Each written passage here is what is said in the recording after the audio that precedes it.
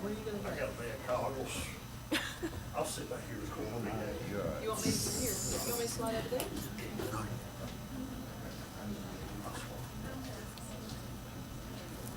Cindy knows. Your time. I got a whole bag. Thank you. Here, Tom. Yes, sir.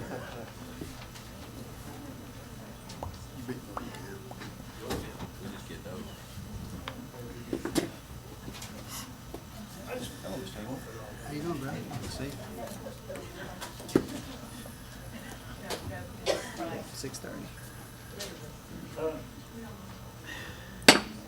I would like to call ASD5 Board of Trustees to order.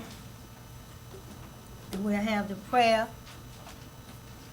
and then we'll have the Pledge of Allegiance. All right, let us pray. Dear Lord, just want to come to you tonight, Lord. Just thank you for your goodness, your grace, and your mercy, Lord. Just thank you for all these people that came out tonight, Lord. I pray you just bless each one of them, Lord, and their families, Lord. Lord, I thank you for the opportunity to just to be able to serve on the board, Lord, along with these men and women, Lord.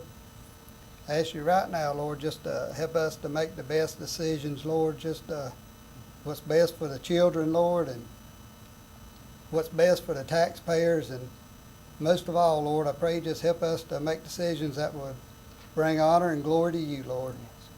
Lord, right now, I just ask you to be with the remainder of the meeting, Lord, and just ask that your will be done in it, Lord. And we just thank you and ask it in Jesus' name. Amen. Amen. Let us remain standing as we pledge allegiance. I pledge allegiance to the flag of the United States of America and to the republic for which it stands, one nation, under God, indivisible, with liberty and justice for all.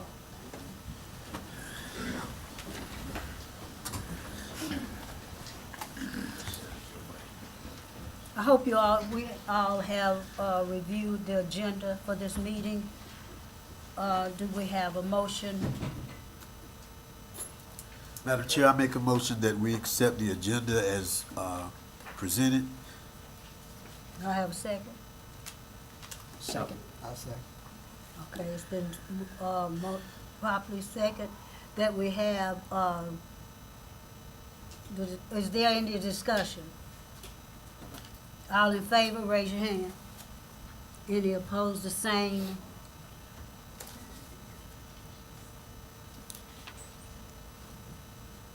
Okay.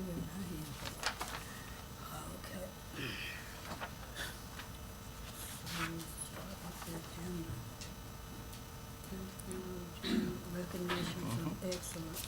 We have recognition of excellence by the superintendent. Yes, ma'am. Thank you, Madam Chair. It is my honor tonight to be able to recognize ACE Academy.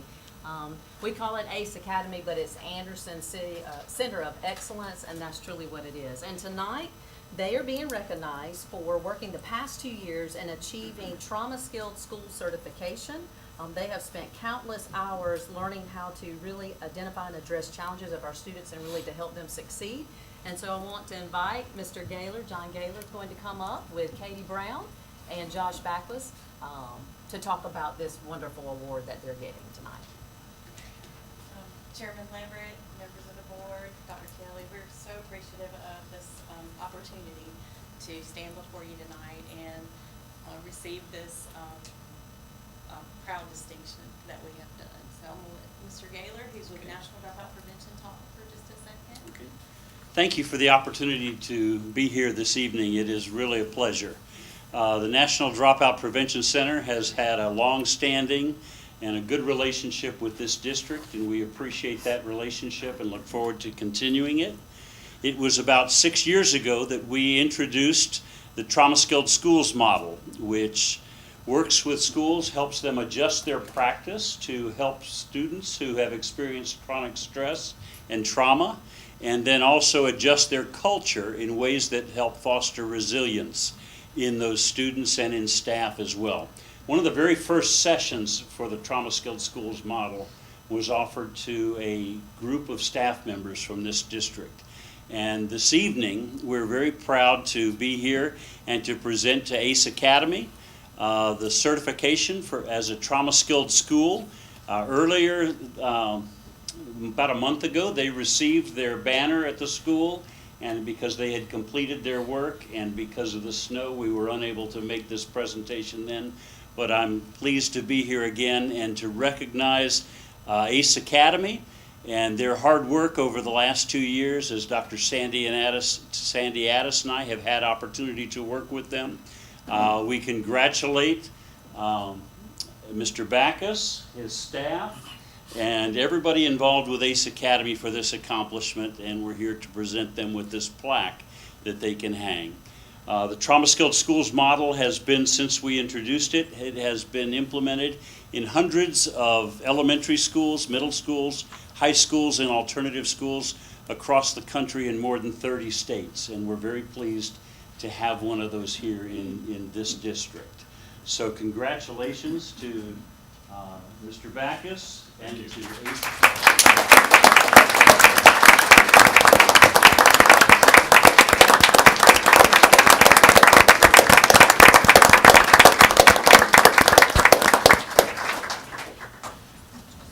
Yes, thank you so much. As he said, this is something that we worked hard for, and I can attest for the great staff that we have, and a lot of them are here today. They put in a lot of work.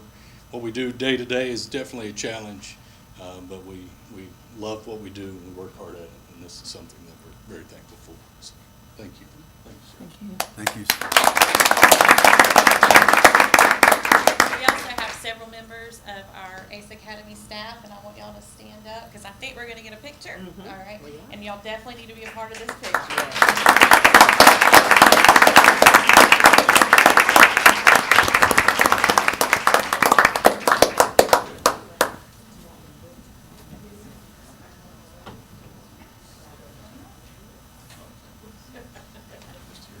How are you?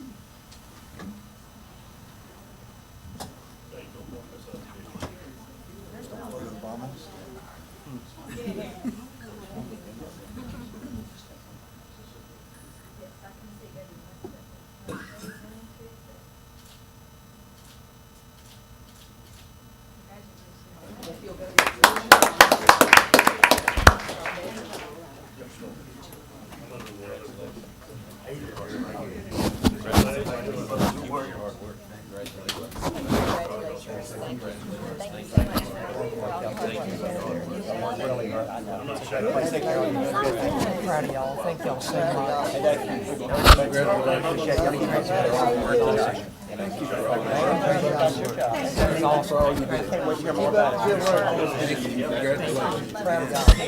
you so much. Yes, you tell Gary I say hello. That's awesome. How are you? That's awesome, man. Great. Good job. Oh, man. Yes, she's. I need to talk to you about Rachel. She's killing it. Thank you, Katie. Katie, thanks.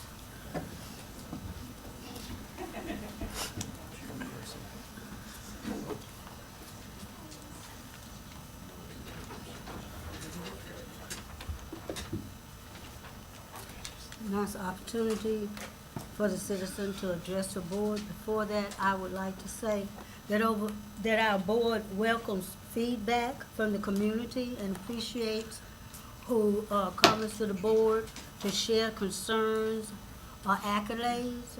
But please be mindful of our policy of BEDH on public participation, which states that we do not allow discussion of personalities. The board allows the speaker 3 minutes. And our first speaker is Mr. Callum. Yes, ma'am. Thank you. Good evening, ladies and gentlemen. Good evening. Our students have only 12 grades to build a successful foundation. And the recent years we have wasted lowering our school's performance are years we will never make up for these students. Y'all have been asleep at the wheel for far too many years. Real leadership would have seen this nosedive in school performance coming and would have taken all necessary measures to keep it from happening. But instead you waited until the handwriting was on the wall for the whole world to see. I know you board members get tired of criticism and want to hear some real world solutions, well, here is a proven business approach that does not allow for more fluff or excuses.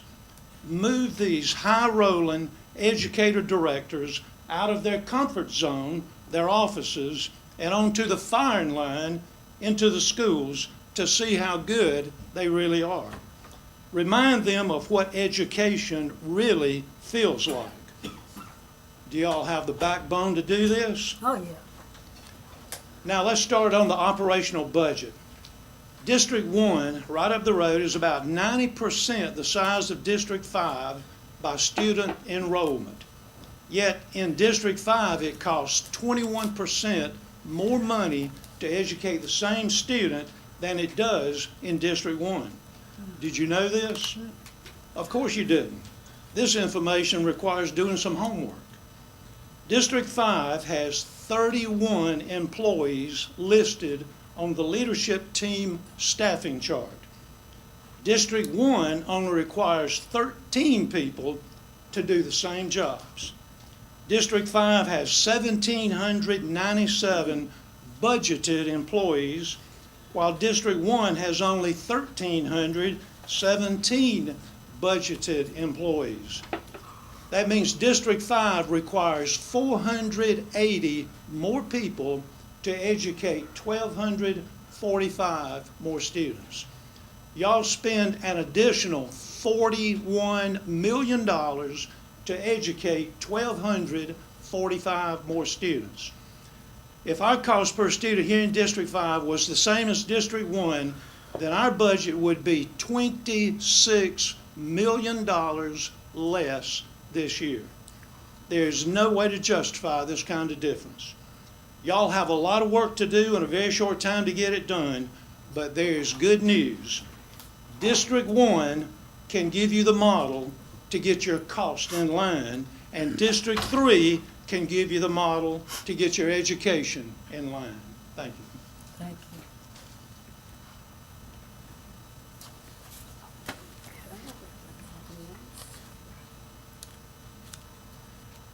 Superintendent's report. Yes, ma'am.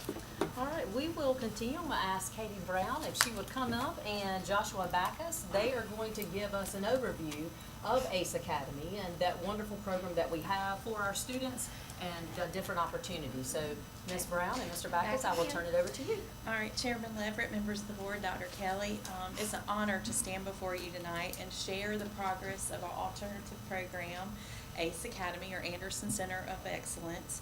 Words can't express our gratitude for your support and all you do to support us.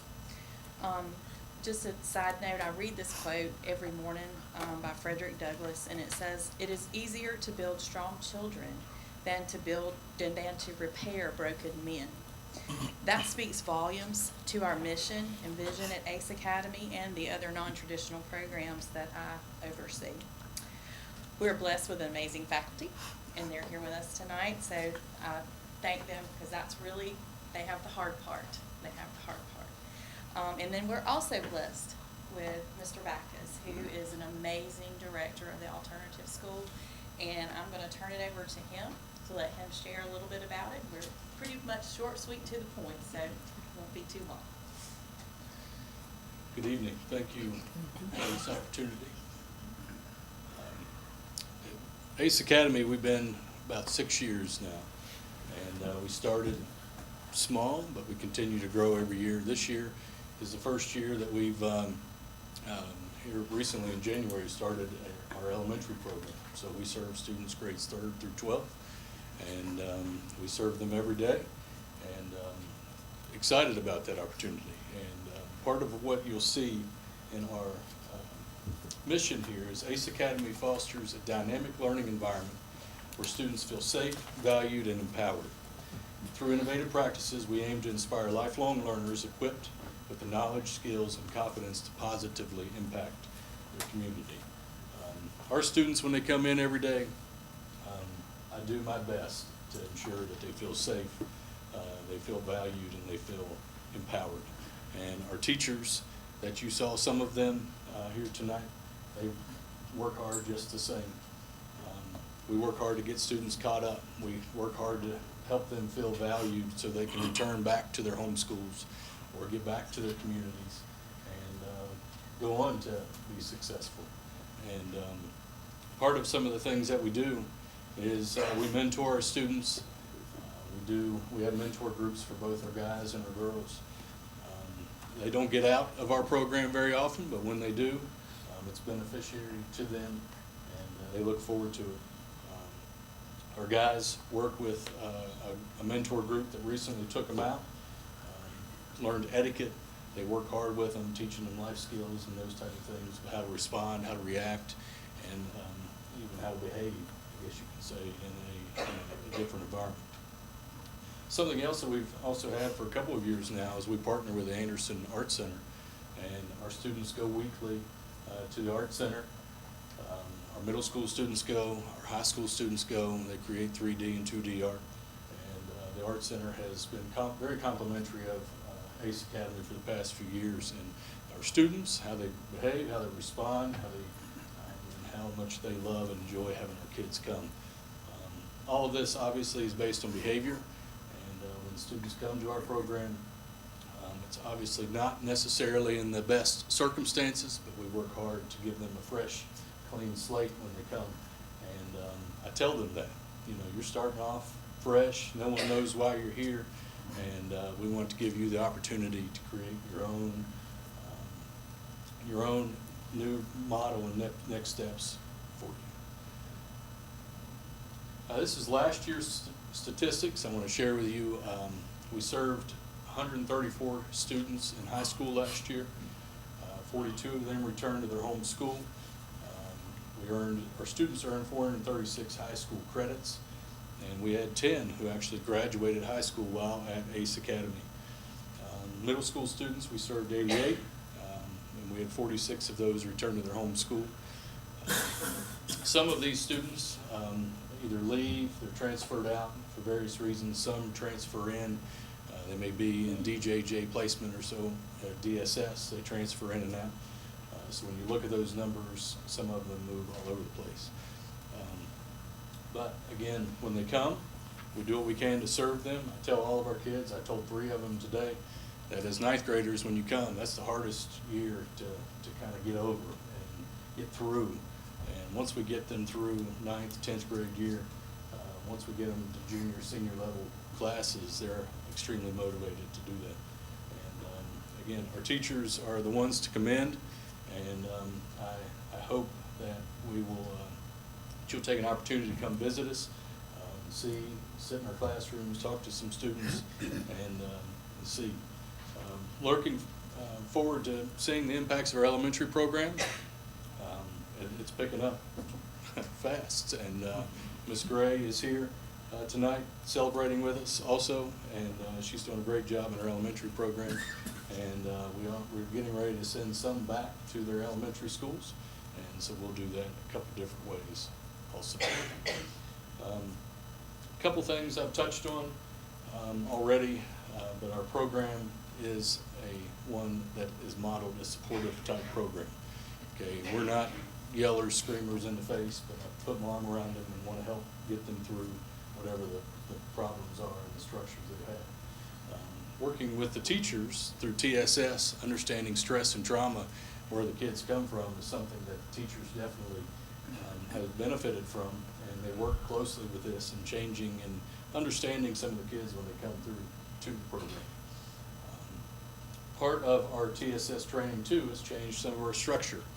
Every year, you saw the numbers I just shared with you, every year we continually grow. We get more and more students. And it's adapted our structure a little bit, but every year I keep saying, if you're not constantly changing, then you're not growing. And you need to constantly revisit, see what you're doing and how you're doing. Again, grades 3 through 12, we've already had, I believe, 4 or 5 graduates this year. They get excited. Some want to get their diploma and move on, and we'll have a little celebration with them at the school level. But then there are some that are able to go back and walk at the end of the year. We work to try to get them jobs when they leave. Some will come back, whether in the military or finish their GED and say, Mr. Backus, we did it, and they want to go visit their teachers. see those that impacted them so well. The last thing there is why we serve. I've got teachers, myself included, that just love coming, working with these students every day. It's definitely a challenge. There are definitely days that are more challenging than others, but it is something that we definitely love and enjoy seeing the progress of them. And it's rewarding. It's just impactful on us and our program to see and have other students see the progress that so many are making. So again, I want to thank you for the opportunity to share. We love what we're doing. I can't tell you enough until you just come and see and come visit and come talk to the students and the staff and just participate. And we enjoy it, and I appreciate this opportunity. So, any questions? Your mentorship program, is that something that the district's driving, or you drive that, Dr. Kelly? Is that something we'll speak to, or that's different than our? We have Impact A5 that we're utilizing, but then Okay. they have theirs as well. So it's separate. Yeah, so ours is separate. All of our students, before they return to their home schools, are assigned a mentor through Impact A5. So that's part of their contract, so to speak. When they return, they have to agree. Could you use some mentors? Sir? Could you use some mentors? I'll never turn down a mentor. Thank you. Yes, sir. No question, but a comment. I want to thank Mr. Backus. He's been our only director in this program. He built it from the ground up, has done a great job there. He's nurturing, he's firm, he's fair. His staff is terrific, and I just want to thank you and them for what y'all do. Yes, sir. Thank you. Thank you, Mr. Baxter. Thank you, sir. Thank you. Thank It's truly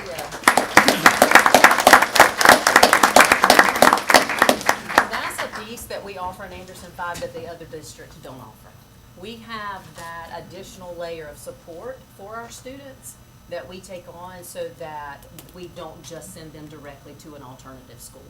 And I think that is worth the cost. It's worth the investment, because I have been there with Mr. Backus when kids have come back to visit.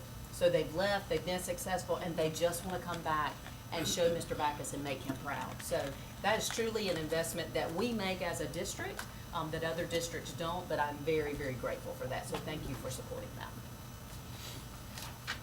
All right, so we also have Ms. Gay is going to come up. We are going to provide a mid-year academic update, letting folks know exactly what we're doing, the data we're looking at, and then how we're addressing those throughout. We started this back in July, but we wanted to give you an update of that, where we are now. Sure. Madam Chair, Board of Trustees, thank you. I appreciate your time. I know Mr. Dukes really is so keenly involved in data.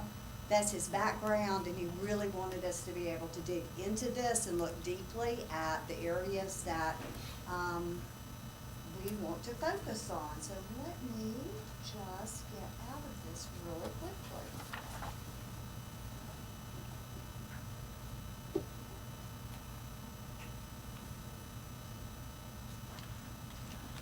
There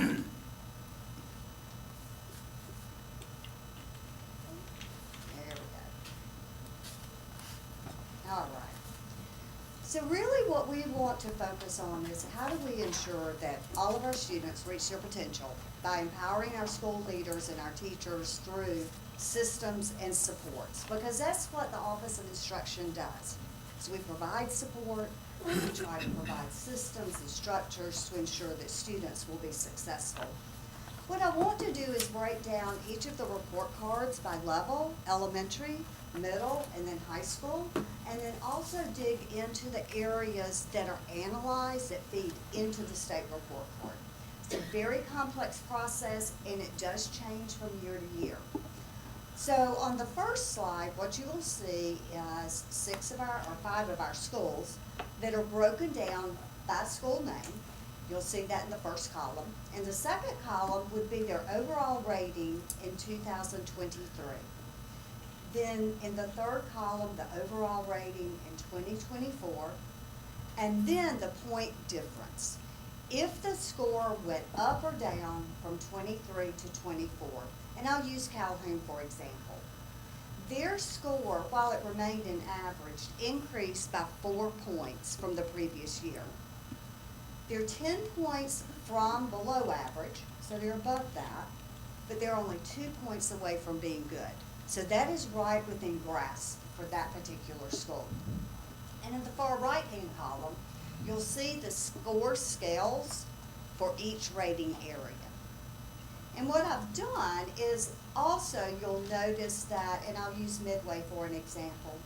Midway in 23 scored excellent with 70 points, but they're coded red because they went from excellent at 70 points to excellent at 64 points. So while they remained an excellent rating, that absolute value of points dropped some.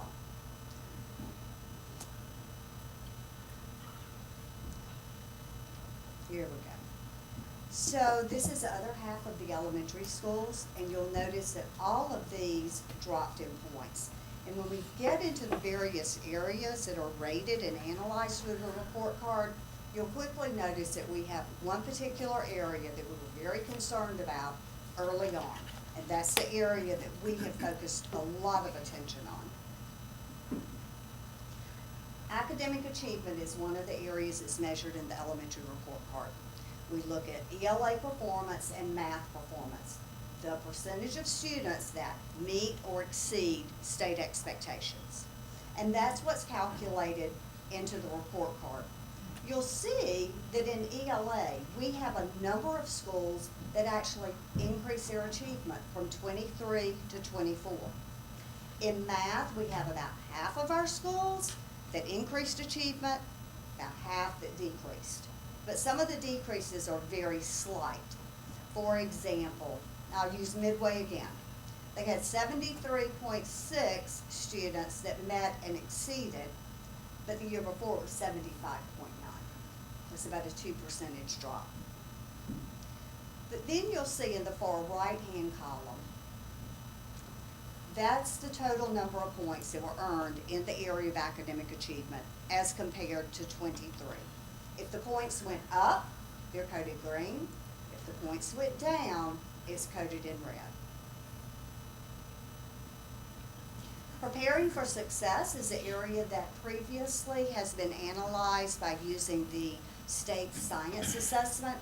You'll notice that it was not assessed in 2024. We had new science standards. So the 10 points for that report card were split between academic achievement and student progress. So on the state report card, you'll see 35 points. In actuality, it may be 40 or 45. And I'll talk about schools that have 45 points in a minute. We will be assessing science this spring in grades 4 and 6, so you'll see that added back to the report card. In our multilingual learners progress, you'll see that in many of the areas, our ratings dropped. About this time last year, we were notified that the student population that would filter into this calculation would change. Prior to this past year, students who were in the monitoring phase, they had exited ELL or multilingual services, and they were in that 4 years of progress monitoring. So they had proficient skill level. They were added into that calculation. Monitored students have now been taken out. So, and if a school doesn't have a ML population like Concord, then their 10 points are also split between academic achievement and student progress. So that gives those schools 45 points between those two areas. And here's our student progress, and this is the area that we have been most concerned about. This is not absolute performance, but this is the amount that students grow as compared to students like them. Every student has an MAT goal, which is where they're projected to perform, and every student in grades 3 through 8 also has an added value target. You may get 1 point for a student that meets their MAT score. You can get up to 13 points per child if they meet their added value target. So there are a lot of points to be gained depending on how much progress you make. You saw previously we had academic gains, but our children didn't quite keep up with children that scored like them in that area of progress. School climate. This is gained from climate surveys that are administered to teachers as well as to parents. Only a portion of the questions from those two surveys are used in the calculation. And you'll see there were some slight increases as well as some slight decreases dependent upon the school. All right, let's jump into our middle schools. You'll see that all of our middle schools, their overall performance went down. We've got some schools that are so very close to the next area rating. And I'll just use Robert Anderson right now. They're 2 points from below average, they're 11 points from good. I know they've been working really hard to move their school and to increase student performance in a very structured manner. Under academic achievement, again, at the middle schools, they focus on ELA meets and exceeds and math meets and exceeds. We sort of have a mixed bag in middle school. These were a number of our students that were in elementary school in some of those critical areas in 2020 as well as 2021 when COVID hit. And I think you'll remember that we had months of no instruction or virtual instruction, I should say. And then the year after, many of our families made decisions to keep their children home or to engage in virtual instruction, which we've come to learn has had a major impact on our children and still does, because these were years where our children were really trying to build foundational skills. Preparing for success, again, this is a science metric that was not assessed in 2020.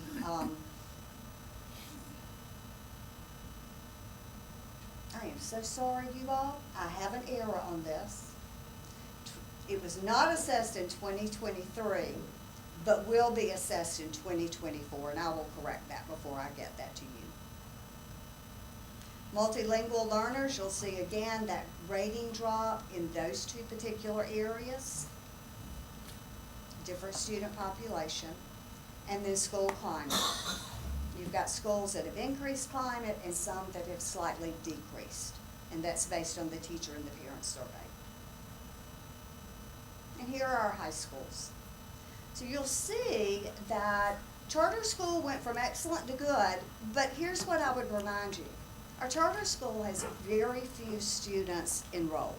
So 1 or 2 students' performance can greatly influence the overall rating on the report card. I want to point out that Hannah is still in an excellent range. They're still scoring at the same level that they did previously. And then Westside is only 2 points away from average. They had tremendous growth last year, and that's to be commended, because I know that their staff worked so very diligently on planning and implementing strategic strategies to support all students. And this is academic achievement at the high school, which looks a little different. It is focused on end-of-course tests in English as well as algebra. And on the state report card, I would tell you that it says it is calculating only A, B's, and C's, but it calculates A, B, C's, and D's. So sometimes what you see on the surface of the report card is not truly reflected in the calculation that's used at the state level. But what you'll notice in every area, our schools increased. Now charter, again, they've got that small population. So if there's a population of 20 or fewer, it is not calculated in the report card. Preparing for success. Here's our Achilles heel with end of course test is in history. That did not show progress and decreased at both of our schools. We're really proud of some increases that we've seen in biology, because traditionally that has been an area of weakness, and we know that science is critical for our students' future success. Multilingual progress, you'll see the same pattern of performance again. That's decreased because of the change in student population. Our graduation rates. Hannah and Westside had the highest graduation rates I think they've had in 15 years. And that is tremendous when you look at that high level. Is it where we want it to be? No, we want every child to be able to, that is eligible to be able to graduate. But we're moving in the right direction. And again, charters decrease is directly due to the low number of students they have and the influence that one or two students' lack of graduation can have. What you'll notice is in 23, there were 25 points in this particular area. In 24, there were only 19 points. So what I've done is I've calculated the percentage of points that were earned, and that was used for the coding. College or career ready. We want our students to be college or career ready. We'd love if they were all college and career ready, but we also recognize that that is not a reality for all students. Again, you'll see there was a change in points from 25 to 19. So I've calculated the percentage of points that were earned, and at all schools, we have increased the percentage of children that were college or career ready significantly. And then high school success. This is a new metric for us. These are children who are on track, 9th grade cohort. Next year it will be 9th and 10th grade cohort. For this past year, it was that all 9th graders to be calculated and counting toward points, they had to have earned 6 credits, at least 1 English and 1 math. And we're on a block schedule so they can earn up to 8 credits. School climate points, I'm happy to say that at high schools, they went up at every single school. Now, I'm gonna tell you, at high schools, that's pretty tough. It is hard to get parents on board all the time. Hard to, always get your teachers to feel great about everything that's happening. Elementary schools have a tendency to do that a little more easily. And then I think it's important to look at our similar district rankings. There are 22 similar districts to ours, and we want to be at least in the top 10 of those. We are in some areas. If you'll see the rank column, that will give you our ranking as compared to our similar districts. There's some areas that we know we need to work on.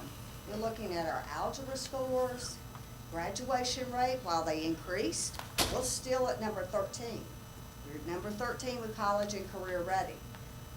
You remember all the reds in ML, well, we're number 9. So that tells me everybody in the state went down. And they certainly went down in our particular similar groups. And then I've listed for you the similar districts so that you can see who we're compared to. So these are our goals in the instructional team. I think you've seen these before, but I think it's important to focus on these again. We would like for 75% of all students to demonstrate proficiency on state testing by May 2027. We would like for 100% of eligible students to graduate career ready as defined by the state accountability model by May 2027. We want 75% of all students to graduate college ready as defined by the state accountability model by May 2027. And then 75% of our multilingual learners will meet their progress toward their proficiency targets by May 2027. Here's our instructional design again. It's how we operate in instruction. I'm pleased to say that our schools have adopted this and are really aligning their work to this process. I was in 2 schools today, and both of the schools really focused on this and talked about the impact that it has on their work and how it can help guide the actions that happen within the school building each day. So to really review what we're focusing on, we want to really provide curriculum and pacing guides and instructional materials that are aligned to the South Carolina standards and indicators. Our teachers cannot teach if they don't have high-quality instructional materials. We provide professional development to teachers to support their understanding of the South Carolina standards. How often I'm in meetings that I hear principals say, oh, we're going back to reread and study the standards again to get clarity on that and deeper understanding. We want to utilize our current data, MAP, South Carolina Ready results, as well as pre-test formative assessments to know where students are instructionally. If we don't know what they don't know and what they need, we're going to miss the target with our instruction. We want to create and provide success criteria for all core subjects. That way we know when children are successful. For high-impact instruction, provide professional development on proven strategies and models for instruction. Conduct regular observations within schools so that we can provide coaching cycles and support to teachers, because teachers are at different levels of proficiency. And just to give you an example of what we have been doing this year,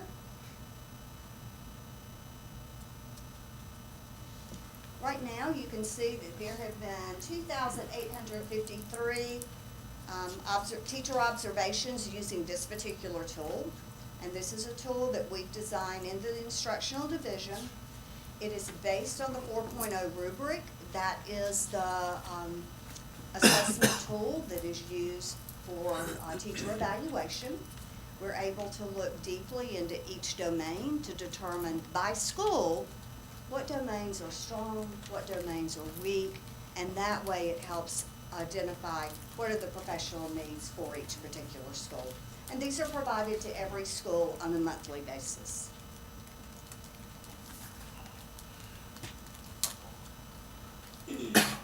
Scaffolding tasks to gradually release responsibility to students.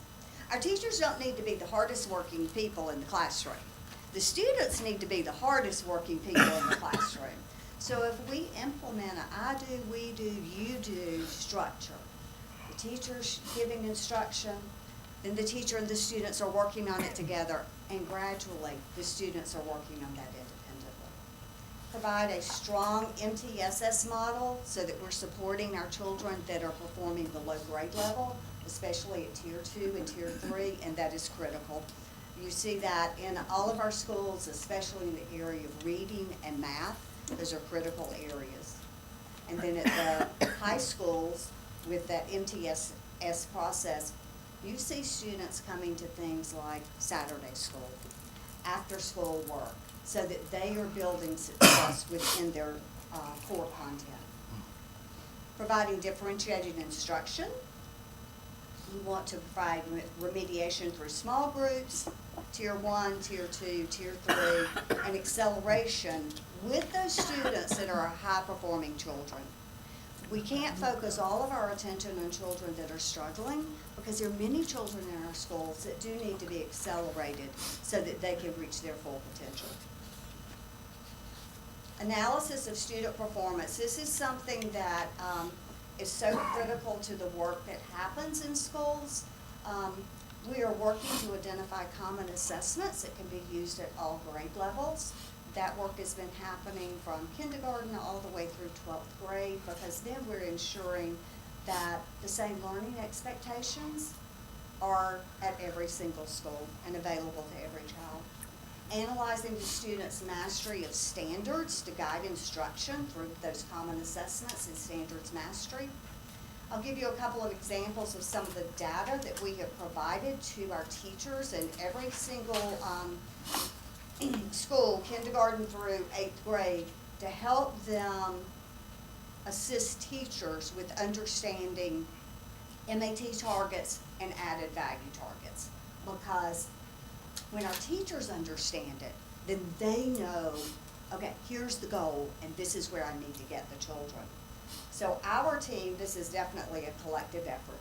I've redacted information on here. But this is just one example of a teacher in a school. And every school has a spreadsheet like this with every teacher listed. So in column D are all the students' names. This particular spreadsheet is for math. But what you'll see in column L is a color coding of red or green. The red, because this is kindergarten through 3rd grade, and they don't have added value targets yet, but we can make some assumptions about where students are progressing. and where they need to be. If they're in red, their right now growth percentile is below 50. That would indicate to me that that child may not make a year's worth of academic growth. And this is based on mid-year math. If they are between 50 and 59 on this particular spreadsheet, they're coded yellow. They may make their MAT target when they're in 3rd, 4th, and 5th grade, but they may not make an added value target, because the added value targets range from 55 to 60 to 65 to 70 to 75 to 80 in growth measures. But if they're in green, you see how high these growth measures are? And again, this is based on math. But this is showing that this child, whoever he or she is, their conditional growth was at the 84th percentile. Typical growth is 50. So they are growing that child more than a year's worth. And that's the trajectory that we want to keep those children on. And then every school will have a fully summarized sheet that includes all students and all teachers. Now that's the one for K-3. And then you'll see for 4-5, we've actually added in this column, the AVT performance band by child. So we know what growth percentile that child needs to perform in to meet their added value target. And we'll just take that first child. All right, middle of the year, their conditional growth based on MAP was at 7. They're not on track at all to get to that 60th conditional growth percentile. So that leads to discussions. This child in an intervention. What happens with this child at school? What are the barriers that are causing this child not to be successful? The yellow coding, I've explained that to you, and then the green coding. So again, this is by every child, every teacher, in every school. I've had several principals say to me that this has been extremely helpful in guiding those conversations with teachers to focus on growth. And MAP's providing you AVT? MAP's providing an AVT? MAP provides us with the CGP, which is comparable. So we're using that right now to compare to the AVT. It'd be great if they would, wouldn't It would, wouldn't it? Yes, I agree. Do you mind, I don't know AGP, CBB, Sorry. ABB, but if you could talk it out. I know you're very familiar with it, but we're not, so if you could help us, I'd appreciate it. Well, the two measures, I mean, we've got achievement and we got growth, and the growth is the challenge. That's the challenge. Now, the new system I'm not as familiar with, but in terms of MAP, each student is given a conditional growth measure, and it tells the teachers and the administration whether a child is on target with what the MAP says they should do. But some students have to grow more. If they come in behind, they have to grow more than a year's, and that's the challenge, Yeah. and that's the opportunity we have here. I understand that. Yeah. I just don't know the Lingo. lingo. Yeah. So if you could talk, instead of saying CAB, if you could, I'm whatever sorry. it stands for, Yeah. I'd appreciate it. All right. And then action steps, really determining what additional instruction needs to be provided for students. Are we using the right interventions? Do we have the right programming in place to support all of our children? Providing a high-quality professional development. You've heard me talk about the implementation of the science of reading, how we are using letters training or Gillingham training to really help our teachers develop that toolkit to effectively teach those 5 foundational areas of reading that we know are critical and important. Providing tiered support to teachers. Every time I'm in a school and principals talk about their teachers, they're so proud of them. But they also recognize that teachers have different skill levels. Your youngest novice teachers may need coaching support from a reading coach. They may need math coaching. And they really dig in and identify what do teachers need and what do we have to support them And if they don't have that, they are not hesitant to ask us, can you give me some ideas on what we can do? And then coordinate and leverage with all departments resources that we need to support teachers. That continuous improvement cycle is critical to continuing to focus on the important work in schools, making decisions.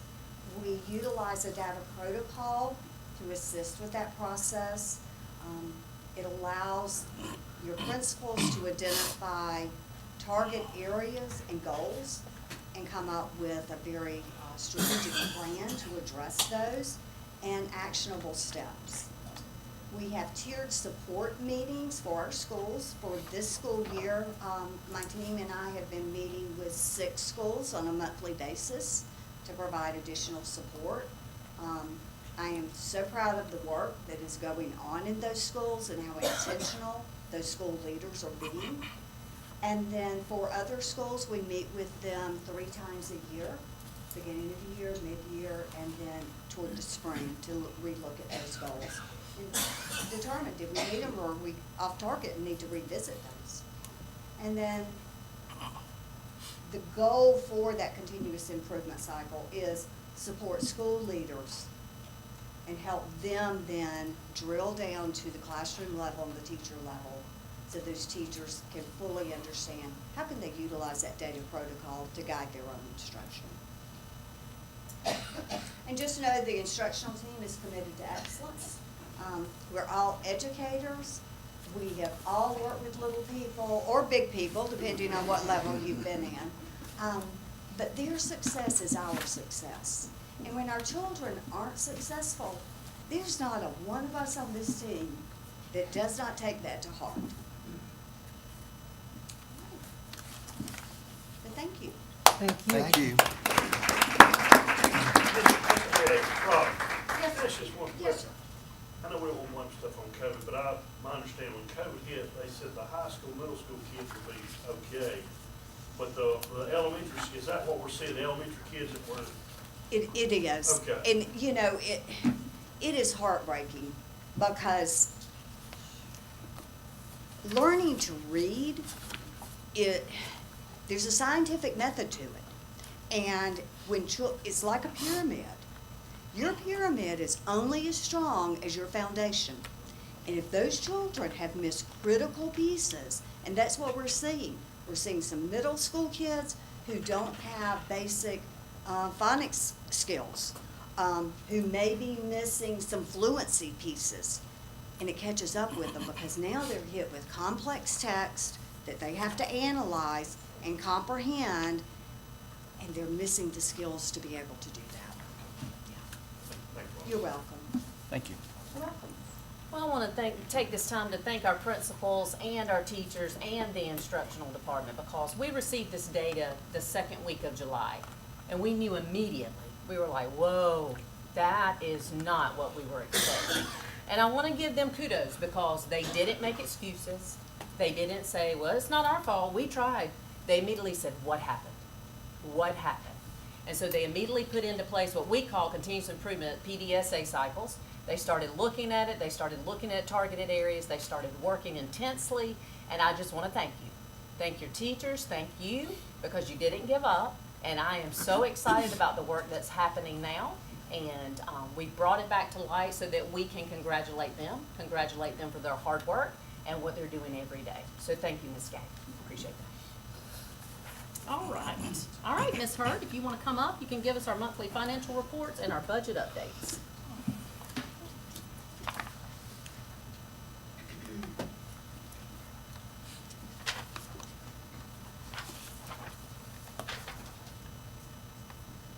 All right, good evening, Madam Chair, Superintendent Kelly, members of the board. I'm going to do something a little different. I'm still going to go over the financial information like we have, and you have it in your packet that you've received, but it's kind of small. But I wanted to put it on the screen to show you as we're talking about it. So we're going to start with sales tax, and I may have to make it a little smaller and bigger for different things that we're talking about.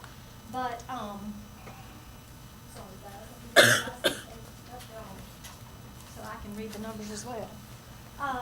So for the highlighted number here is our January collection of sales tax, and as you can see, we got $1.3 million as a total allocation. And of that, $261,000 went to property tax debt relief. And then the other, just slightly over $1 million can go toward paying off our sales tax bonds that we currently have, and also paying for any projects that we want to do now or in the future. So how does that compare? If you look right above there, you'll see that I've highlighted the month before that. And we are less than the previous month by about $6,000 in your total collection. But if you look at the blue line up top, you will see that we're about $69,000 more than the same time last year. Just want to be comparative like we have been for every time I've talked about it. We always compare it to the previous month. We always compare it to the previous time the same year. So I just wanted to share that information with you. As well, I wanted to call out one piece of information for you. Our sales tax is allocated at the county level based on the number of students countywide per school district. And in finance and school districts, there are two important dates, the 45th day and the 135th day. The State Department reconciles our funding on those 2 days based on the student count at that day. We call it ADM, average daily membership. And so the county reconciles our information after that 45th day calculation and after the 135th day calculation. So we just got our updated percentages in January. So if you look down here at the bottom, September through December, everything stays the same for Anderson 1 through 5 because we're not in a new calculation period. But in January, you can see the difference between December and January. Anderson 1 went from 33.65% to 33.9%. Anderson 2 went down from 10.66% to 10.55%.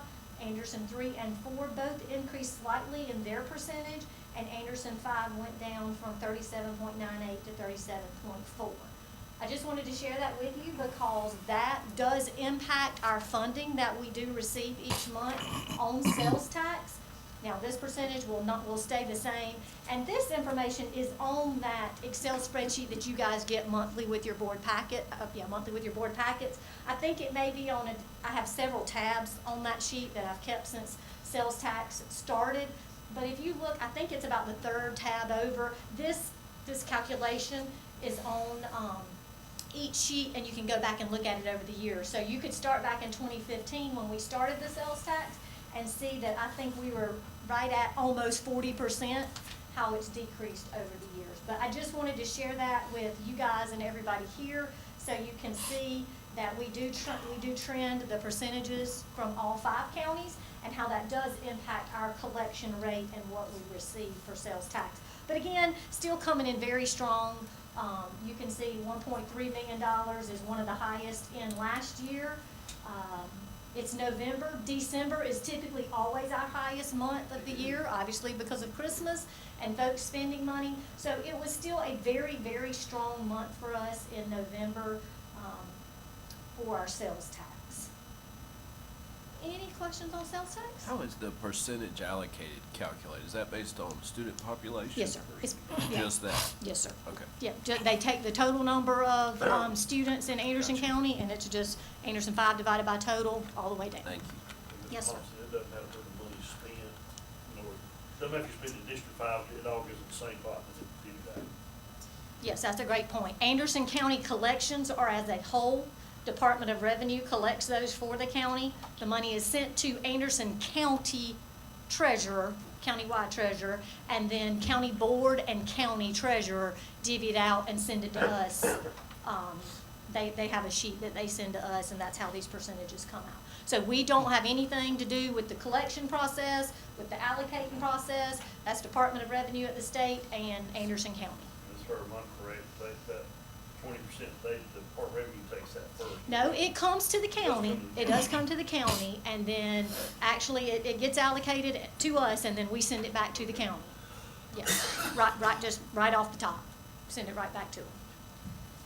Okay, so that is sales tax. So now we will jump to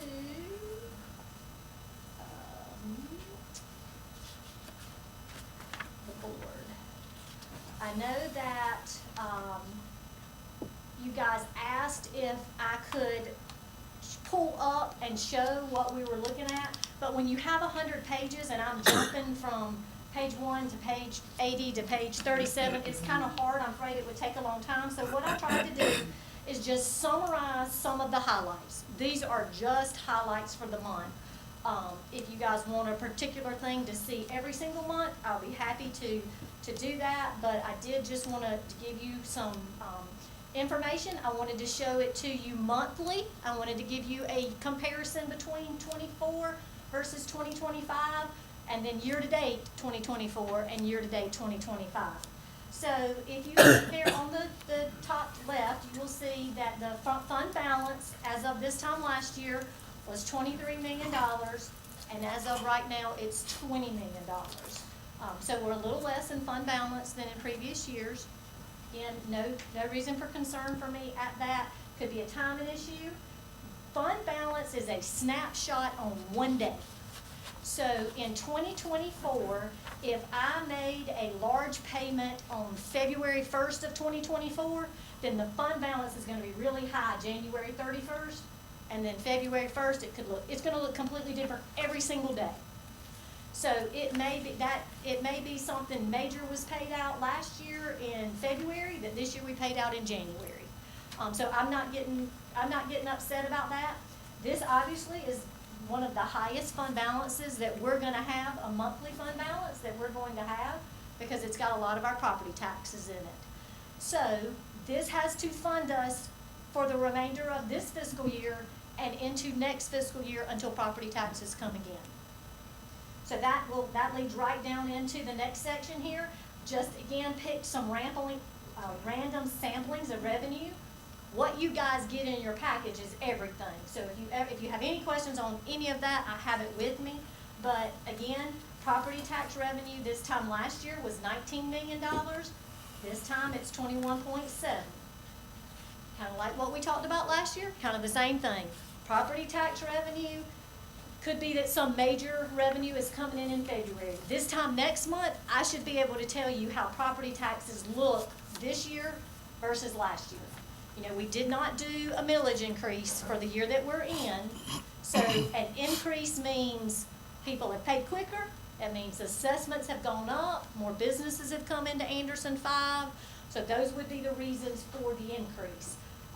You know, right now, if everything was in as of right now, I would say that we probably had some growth in assessments. That could be cars, that can be businesses. That obviously is done at a county level, not the district level. But if you will look and see, we're about a little over $2 million ahead on property tax revenue, and we're not quite $2 million ahead in the total year to date. If you look over to the right, we were $33 million last year, we're $35 million this year. Again, I really feel like I'll be able to give y'all a good response to what property tax looks like at next month, after the February 15th collection that we've just received, because that is collections from the county all the way up through the end of January. So anything that we get through from January 15th through January 31st, the county pays us on February 15th. So there's probably still some residual property tax revenue that we received during February. Investment income, we talk about this every single month. I just want to be very transparent about that. That has been a good investment revenue for us, and that's not what we're here for. That's not what we're trying to do, but just the money that we have it. You'll see down at the bottom there, it says investment rates. I wanted to share with you the rates. They are going down. And so this time last year, we were earning 5.61%. This year, we're earning 4.6%. Our funds are in what's called the local government investment pool. That's provided by the state of South Carolina. So it's safe, we meet all the requirements. It's a money market account, we can get it out. We have to give them 24 hours notice. So we keep all our funds in there until we need them for payroll, until we need them for payments, just to earn the extra interest, to try to be good stewards. So you can see that that is a large number for us. Again, on the left is just for the months. On the right is the year-to-date for these same columns. State revenues, you can see that we've got a decrease in our state revenues as of now. That's due to the number of students in the district. So that, one of the line items in state revenues, that's not all of them, there's 7 or 8, you see them on your, detailed financial statements. But one of them is, education funding, and if you look at that, that line item's a little less last year. I'm sorry, it's a little less this year from last year, but if you look over into the year-to-date column, we're higher. So although that one line item is less, our total revenue for the year from the state is higher. And then our transfers from the state and for grants. The transfer from the state is EIA money, very technical. The state has a pot of money that they collect for teachers, and then they put it in an EIA fund, which is Education Improvement Act, and then they give it to us and tell us to put it in our general fund. So it's just the way the state provides it to us. That's included in there. But the biggest piece in that is when we have big federal grants, we get a portion of that we can bring into the general fund through indirect cost. And as y'all know, we've been talking ESSER for several years. So last year, we were in the midst of all that money that we had to spend by September 30th. And our state rate that we could get back from ESSER to put in the general fund, that's the difference between last year and this year, is now that money is been spent, so we can't get additional money back into that transfer line item. And then if you look at the expenditures, I did just take the total line item there at the bottom, at the very last page of the expenditures, and you can see that our expenditures have increased. Health insurance went up from this time last year. Our staff, our teachers and our staff received raises, so I am not surprised by that. We have some projects that we have done, capital projects that we have done this year to use the money that's sitting up in investment income.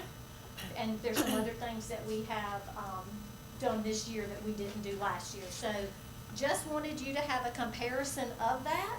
And if you have any questions on the other details of the monthly financial statements, I'll be happy to answer those.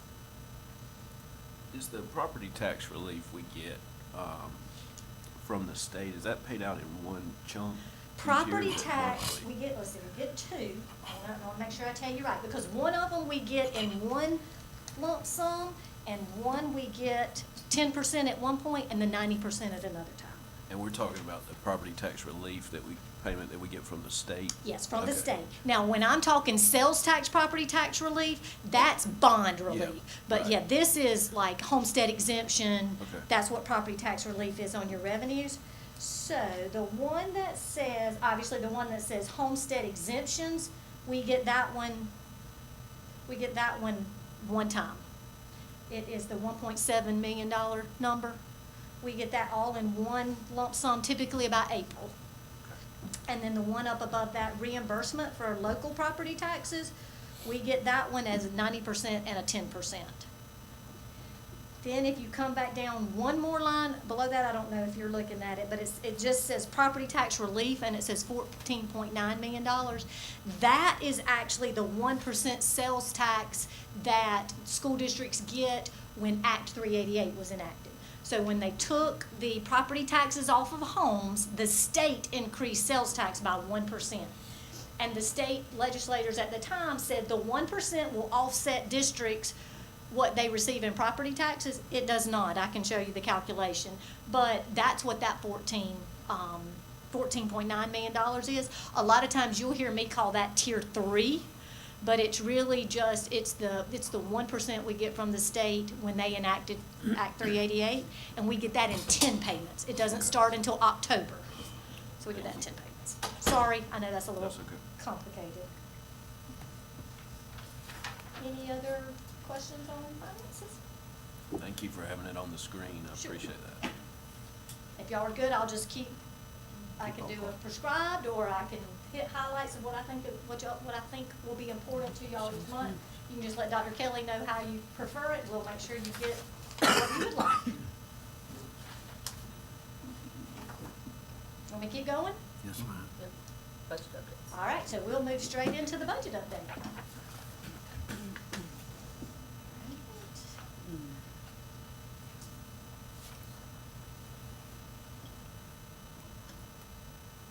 Okay.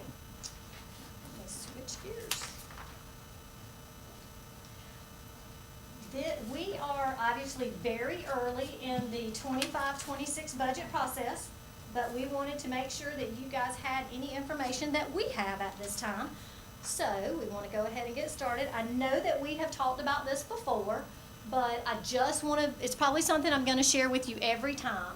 A budget is a fluid document. It is something that is going to change until we set it final at the end. Even after you approve it, some numbers are going to change. The bottom line is not going to change, but we may have salaries at one school budgeted at one place, and then folks are going to retire, new hires are going to come in, and it's going to be a little different once we have everybody in. So it may be a little less at one school, a little more at another school, but once you guys approve the bottom line, we are not going to change that. But I just wanted you to see this, and just a reminder, the budget is a projection. We're doing our very best to give you the most accurate information. It should align with the district's goals when we build the budget. And like we mentioned, it's a living, breathing document. It's going to change every single time that we talk to you guys until you set the total budget at the end. And then when you do that, that's what we'll use going forward. And as it's shown here, reviewed monthly, obviously we do that. We just did. Okay, so the state budget process. The state superintendent has already provided her budget projections. The governor has provided his. And as of 10 a.m. today, State House Ways and Means met and has started the budget process at the state level. So as you can see, we're only on the third little bullet point here, but so we have a long way to go. But again, wanted you to know what we know. We don't know a lot of numbers yet from the state, but you'll see what we do have. Okay, a few legislative items to talk about. The Board of Economic Advisors met last Thursday, and they revised their budget for the state legislators. They increased it by an additional $666 million in recurring dollars that the lawmakers can use, and an additional $552 million in non-reoccurring dollars for the 25-26 budget. So they met, they come up with a dollar figure, and now that's why House Ways and Means is ready to start their budget allocation process now that they know what their numbers are. Also, a new bill of interest is Senate Bill 169, and I'm sure you're like, what is it? Why are we talking about debit cards on the purchase of lottery tickets? This is in regards to actually Senate Bill 62, which is the Educational Scholarship Trust Fund. The legislators worked on that last year, had some issues in court, so they're working on those this year. And so in that, what that is families can get a scholarship to take their children to either other public school districts, private school districts, or anything that they need to pay for their children in school. And this Senate Bill 62 increases how you are eligible for the funds. So it's based off the poverty limit. Next year, it'll be 300% of the poverty line. It goes up to 400%, 500%, and ultimately, as of right now, the last information that we have is that it will cap at 600%. So what is that, Amy? What is 300% of the poverty line? For a family of 4 next year, the 300% of poverty is $93,600. So if your family income is $93,600 or less, you could be eligible for this scholarship. 600% of poverty is right at $190,000. So that will encompass most of the state of South Carolina from a family of 4 income limitation. What are the scholarship amounts? It's $5,000, then it'll go to $10,000, and then it'll be $15,000. And that is per student that you can get. What we're hopeful is that maybe folks will want to bring their children into Anderson 5, and then they could use the scholarship money to pay the out-of-district tuition. Our current out-of-district tuition is less than the $5,000. You guys set that last June. We'll be bringing that back for you again this June to set for next year. So just wanted to share that with you. Now, how does that relate to Senate Bill 169? When what's it called when they get The fiscal impact, I'm so sorry. The fiscal impact of Senate Bill 62 was about $130 million to the state budget, based on the 300% poverty limit. So they're trying to figure out how to fund this without taking it from schools or increasing property taxes. So one way they were doing this is they want to allow the purchase of lottery tickets to be done with a debit card. The current law only allows for you to pay for lottery tickets with cash. So they are specifically using Senate Bill 169 to allow debit cards, and they're going to take the money that raises and use for Senate Bill 62. Now, Senate Bill 62, again, fiscal impact was $130 million. The fiscal impact on Bill 169, Senate Bill 169, is about $40 million. So I'm not sure where the other $90 million is coming out of next year's budget, maybe that top reoccurring number. But I just find that very interesting. I'm glad they're thinking outside the box if you want to buy lottery tickets on a debit card. But I'm really interested in what Senate Bill 62 and the Educational Can I ask Scholarship Trust Fund will do. question? Sure. So that 90 million, they're gonna take it all out of scholarship, lottery scholarships, They say right? they're going to, if the So- money's there. How if I have kids in college and they're getting lottery money, is that in jeopardy I don't know. now with $90 million coming out of just lottery sales? I Seems haven't- like they won't be able to fund the scholarships. I haven't heard the higher ed side of things. You'd think I should be interested in that since I have a high school senior. Yeah. But I haven't looked into that side of it. I'm sticking into the K-12 side right now, but I'll see what we can find out about that. But I'm sure, I mean, a decision's gonna have to be made somewhere. They're either gonna take it from money that they could allocate to something in the state, or they'll have to cut something at the college level, the higher ed level. So, we'll keep you updated. That was more of a bill of interest that we wanted you to know about. This next bill is one that, Mr. Price actually put me on to, one day last week, and didn't take me long to get some real information on this one.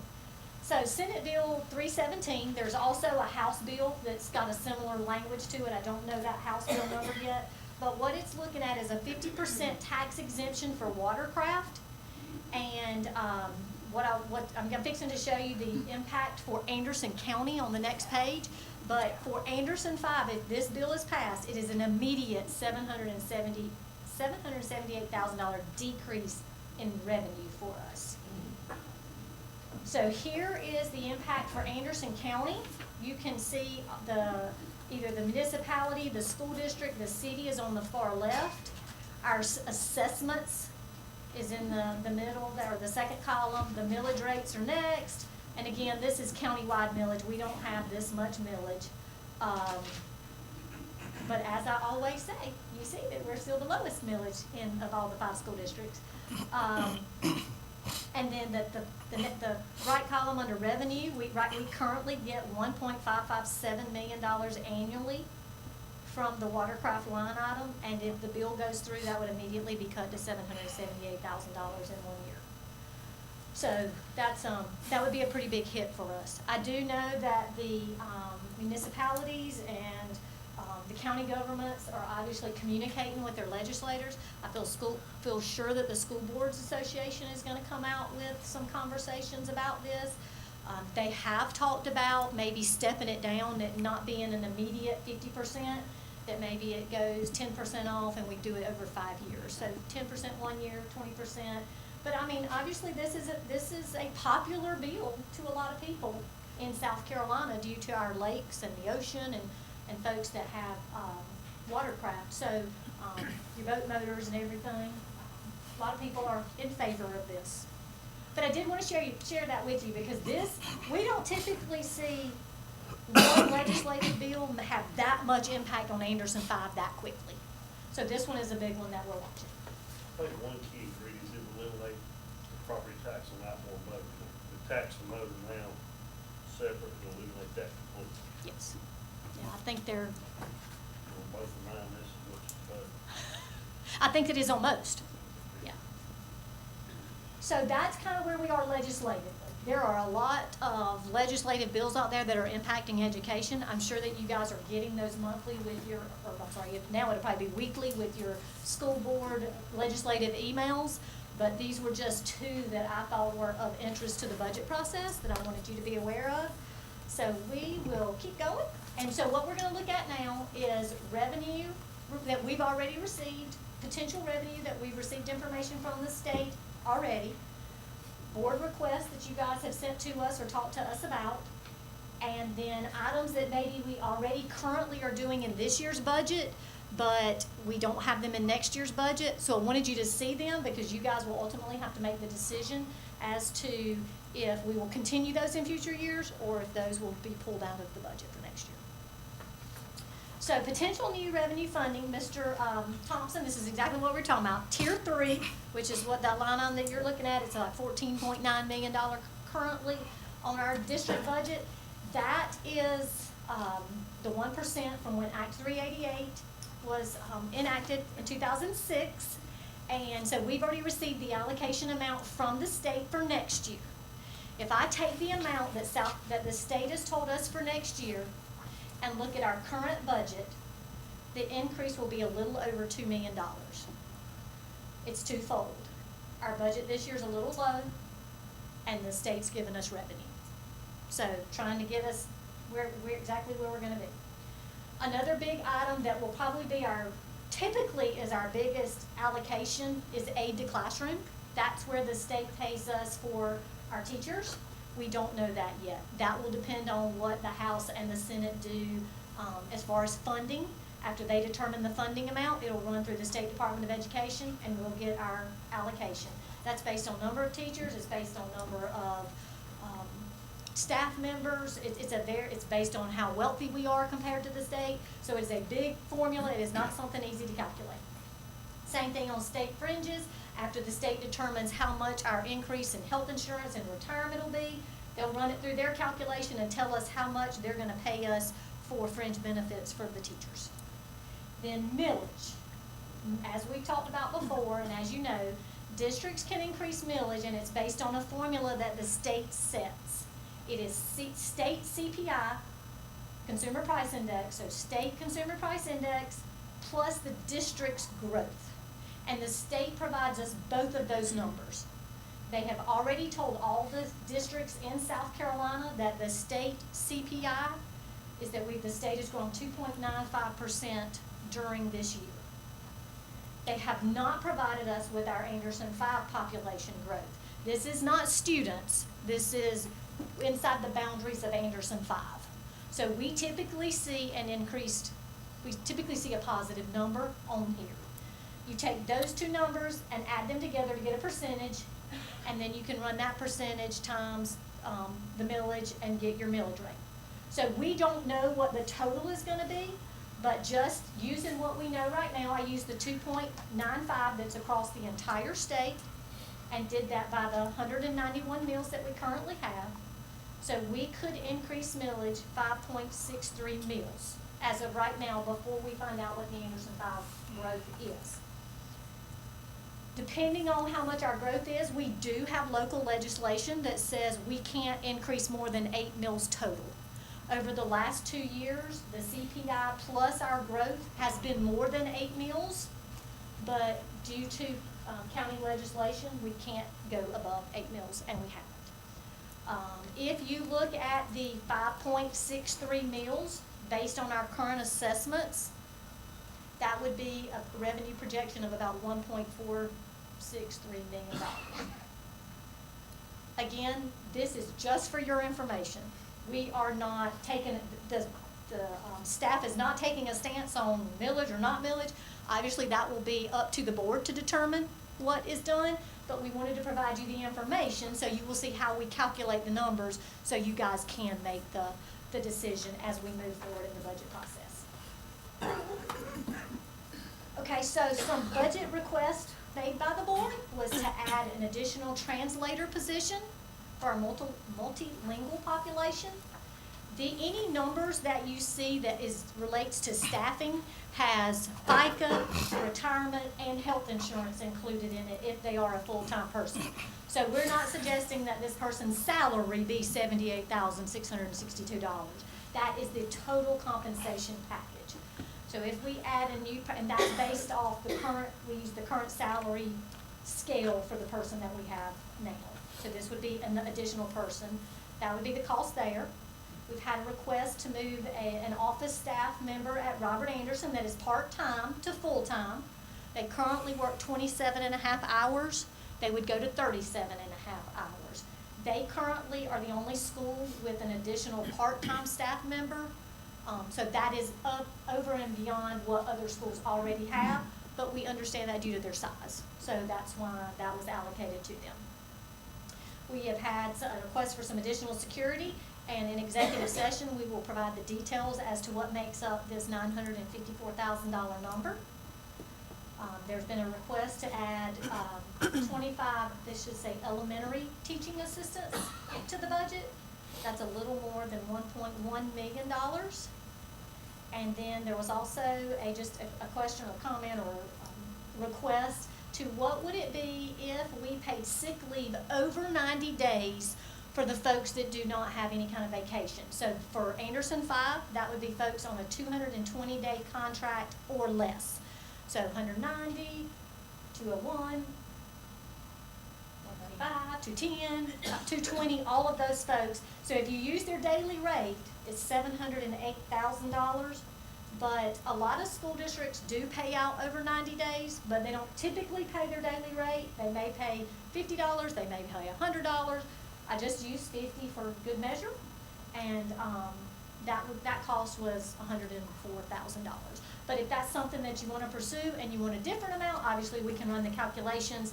Now we know who the people are, and it's easy to run any kind of calculation that you like. Amy, many years ago we did that. Do you rememdo how much we paid? Was it $10? It was actually before my time. Okay. I do think, was anybody here? Do you know how much it was? It was like 10 or I was gonna say, I was thinking it was $10 or $20. That's why I randomly picked 50. That's a good number. And I've kind of talked to some of my counterparts, not this year, but when we were doing some requests last year on vacation and sick time and a lot of other things. And this comes up like every year. It just is so costly. And I remember talking to them, and some do 50, some do 100, some do the sub rate. So it's kind of across the board. I think you guys would get there that you'd like if this is something that you want to keep. And how does that differ than letting them use all of their 12 days per year? This is only if you are going to lose sick leave. So every year, any employee can carry up to 90 days. And so teachers get an additional 12 days. Let's say I'm a teacher and I've got my 90 days. Well, July 1, I would get 12 more days on top of that. So I would have 102 days. And I didn't take a single day during the entire year. Now teachers can use either 3 or 5 personal days that come off your sick bank. You guys increased that for them last year. And then they typically take the rest if they're sick or say family member sick or whatever they need. So, but I'm a teacher. I've got my 102 days for fiscal year 25-26. And I take my 5 personal days, and so now I'm down to 97, and I'm sick for 2 days. So I have 95 days. Well, June 30th of 2026, those 5 days just go away. They just are lost. And so this would be that we would, at that point, we would take and see how much people have left over 90, those 5 days, and Amy Heard would be paid out at whatever rate for those 5 days every single year. And the rationale was 220 and below is because they don't have vacation, and the board policy currently allows vacation, staff members that have vacation to be paid out one time, up to 30 days when they leave. But that was the rationale behind this. Out of this 25 teaching assistants, for that, I see the money part, but how much money would that be for one person? We actually looked at every single teaching assistant that we have in the district right now and took an average of that. I think we used right around $25,000. I can let you know exactly what it was. But we, again, it's their salary plus their FICA, their retirement, and their health insurance. When we ran this report that shows all the teaching assistants, about half of them have more, I wouldn't say half, that's a little stretch. Let's go with 35%, 30 to 35%. Their benefits are actually more than their compensation. And the bottom line for assistants is $20,000. So that's the high school degree, lowest, brand new, 20. Oh, okay, that's just a high school. Yes, Oh, ma'am. okay. Yes, Oh, ma'am. okay. And we are currently in the process right now. I know Dr. Kelly and I looked at it today. We have surveyed all of the Anderson districts, Greenville, Oconee, Pickens, Newberry, Greenwood, and we've got several. We've asked for about 10 different classifications on how we rank as to those, and assistants are one of them. So we're checking that out. So I'll definitely bring that to you at another time. Okay. So then some board requested savings or additional revenue. One was to move the current 4K monthly revenue collections from the schools pupil activity account back into the district. Right now, the schools collect the money and they can use it for their 4K program, but it is accumulating in some of the schools. So we looked at I looked over the last 2 years, and it's about $30,000, a little more than $30,000 a year. So we could actually add that to the budget. We just need to be very transparent that all depends on how many paying students we have. Our 4K program is not designed to have paying students. We want to reach our lower, Most at risk. most at-risk children. That's what the program is designed for. And that's by law who we have to serve. So they go through the test, and I'm sure the instructional department is working on that right now. People are applying and going through the test.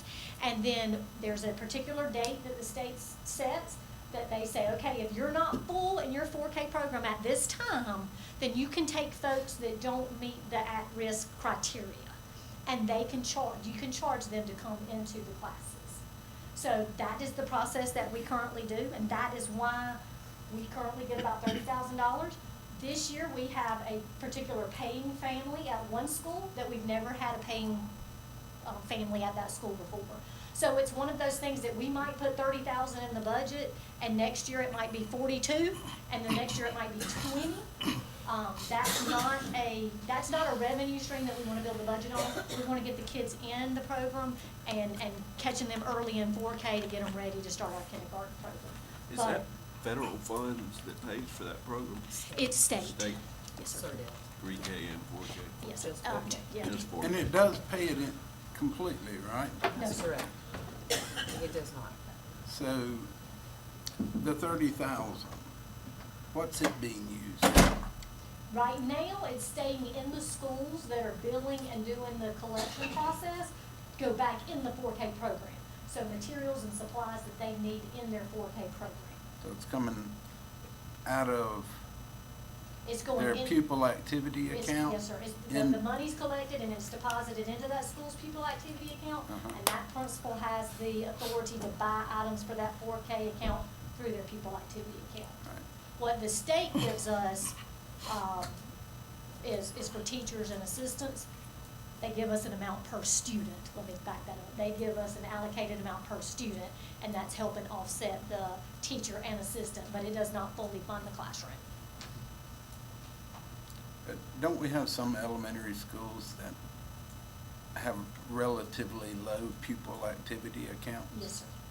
And they don't have the benefit of paying students That is coming correct. in to do that. So if they don't spend it for 2 years, this school might get an additional $60,000 in their pupil activity account to spend as they wish, where other schools are not having that same privilege That is of correct. paying students and putting money into theirs.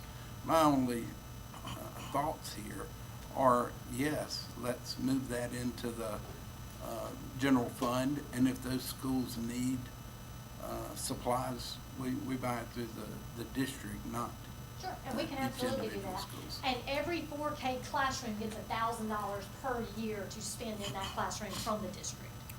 So some schools have one 4K class, they get $1,000. Some schools have two 4K classes, they get $2,000. So they do get for exactly what you're talking about, the schools that maybe their whole 4K program is truly the at-risk children that meet the state requirements, they would still get the funds from the district, but they wouldn't have the extra. And just A being lot of that. yes, and being transparent, that's not something we communicate with the principals a lot from my department, so this is on finance.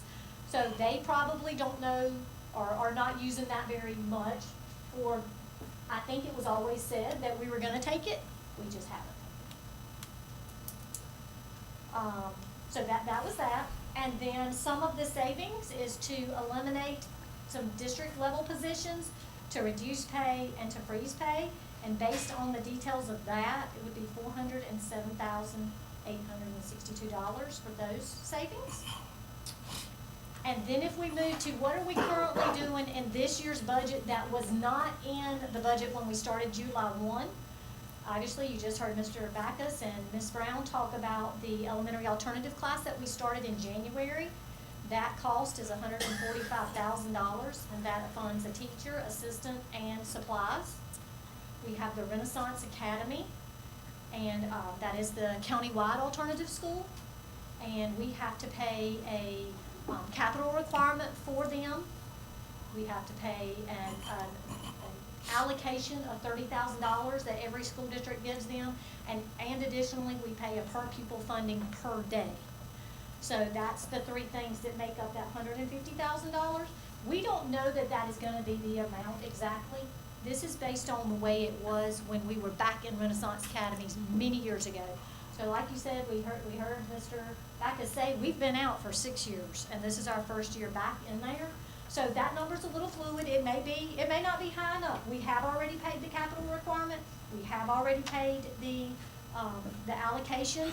They'll bill us based on the number of days at the end of the year, and we'll pay that in. And that runs through the county board. They do the billing for that.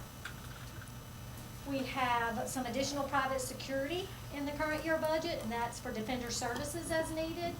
We've had some extra security at events throughout the year and at different schools. That is about $30,000. And then our current mentor program, Impact A5, is this year being funded through a grant, and we will continue to look for grants and write grants and hope that we can fund it next year through a grant. But if not, then we think it'll take about $15,000 to continue that at that level. So that's about $380,000. So in summary, you'll see here our budget as of today, very, very early. There are still so many unknowns that will be required at the state level. But as of right now, we have the 4K payments and the Tier 3. And again, this is just information that you've shared. This doesn't mean that all this has to go in the budget or not. That will be completely up to you guys. But just sharing it in summary so you can see it. The 4K payments and the Tier 3 is almost $2.1 million of additional new revenue. The savings was a little over $400,000. Then you come to the board request that we talked about. That's about almost $3 million. Again, a large portion of that is that sick leave payout that we make a change there. And then the other request, or what we just talked about that we're currently doing. So right now, with everything at full cost, we would be about $820,000 less unfunded at this point. So really, that was just a quick summary of what I know today. Again, I'll probably learn something else new tomorrow or next week.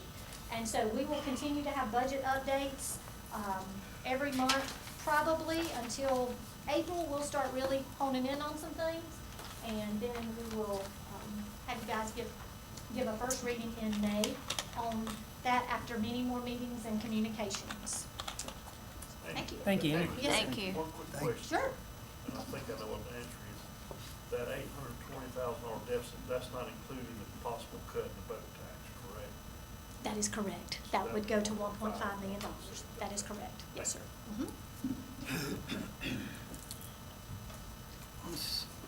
Superintendent, are we gonna receive copies of these slides that we saw tonight You can get those and for you. from the data? Yes, I'll get those both to you. I'll send them to you in the email. That'd be I'll send great. that to you. Thank you. Yes.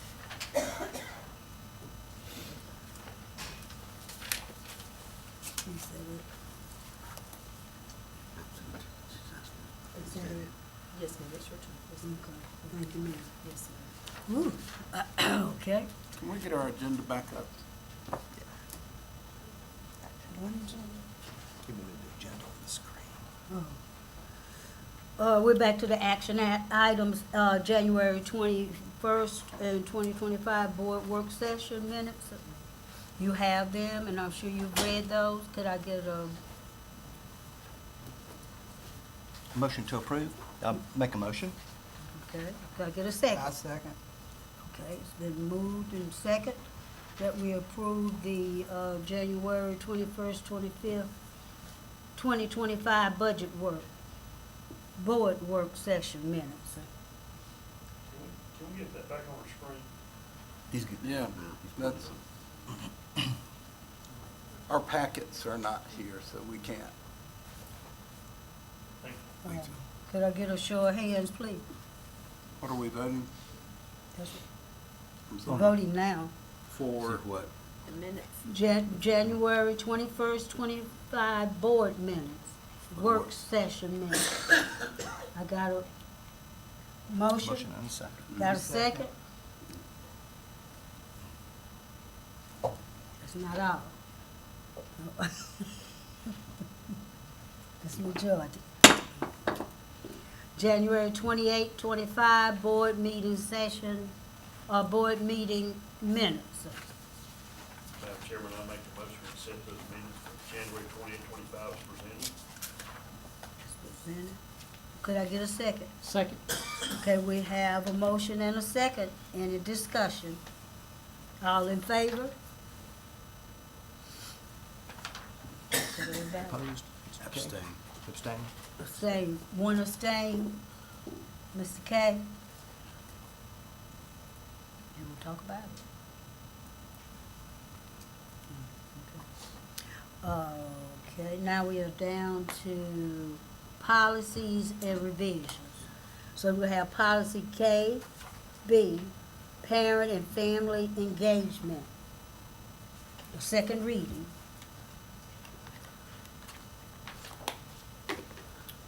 Yes, ma'am. Madam Chair, we presented this last month, policy KB, parent, family engagement, and education for first reading, and so for second reading, nothing has changed. No revisions were made in that reading. So what we did is, as a reminder, we changed the language from limited English proficiency to multilingual learner throughout that policy. So those were the changes that were made, and no new additions or revisions were made between the first reading and second reading. Okay. Do I have a motion to approve that, what is it, KB? Madam Chairman, I make the motion to approve the second reading as presented on policy KB, parent and family engagement and education. Second. We have a motion and we have a second. Could I get a vote of hands?